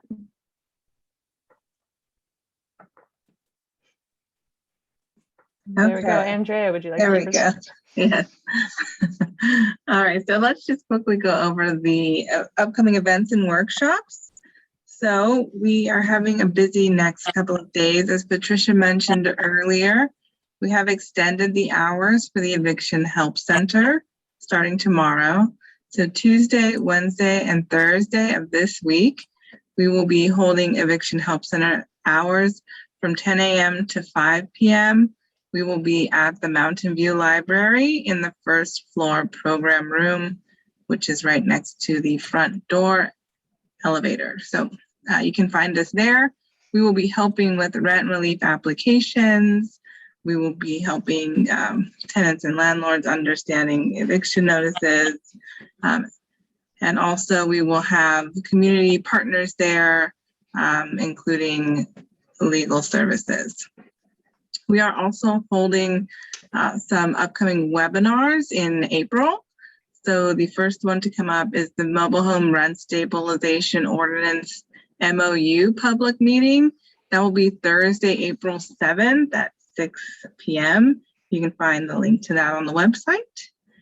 We'll also be holding a CSFRA webinar with landlord registration. So that will be happening again, Wednesday, April 13th at 3 p.m. for our landlords.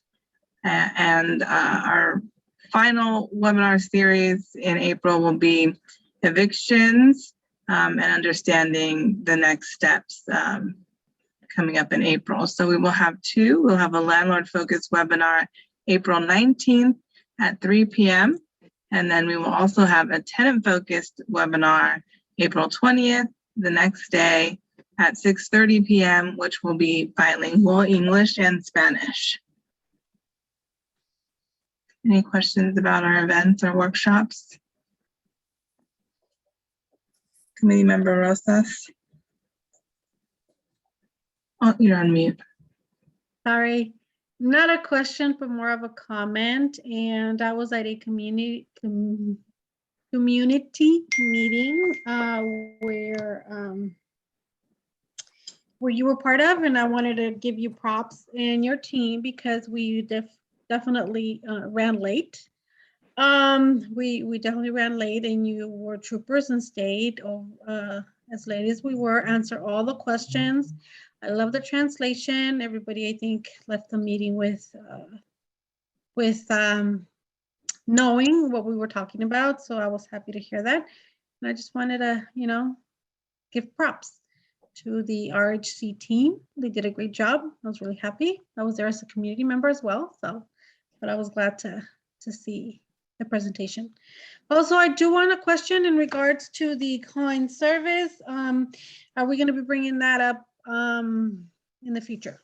So that's it. Yes, it's on our list of to-do items. What was she asking about? I'm sorry, I didn't get that. If we will bringing the issue of con service back to Oh, yeah. an upcoming rental housing committee meeting. That's proposed for later in the year. Thank you. I see a hand by committee member Grunwald. Thank you. I forgot to ask this question the last item, but I will frame it for this agenda item. In that MOU public meeting, it might be useful. You might get questions about whether the fee applies if an MOU is accepted to if a park has an MOU. Yeah. That's a good question. And that is something that in any MOU proposal, we request that is included on how they foresee the enforcement or compliance of an MOU, whether or not the city is involved, yes or no, and how they propose in the MOU how this system would work. Okay, thank you.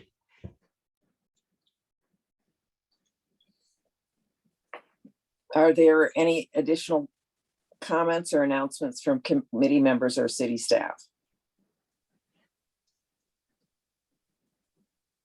Not hearing any.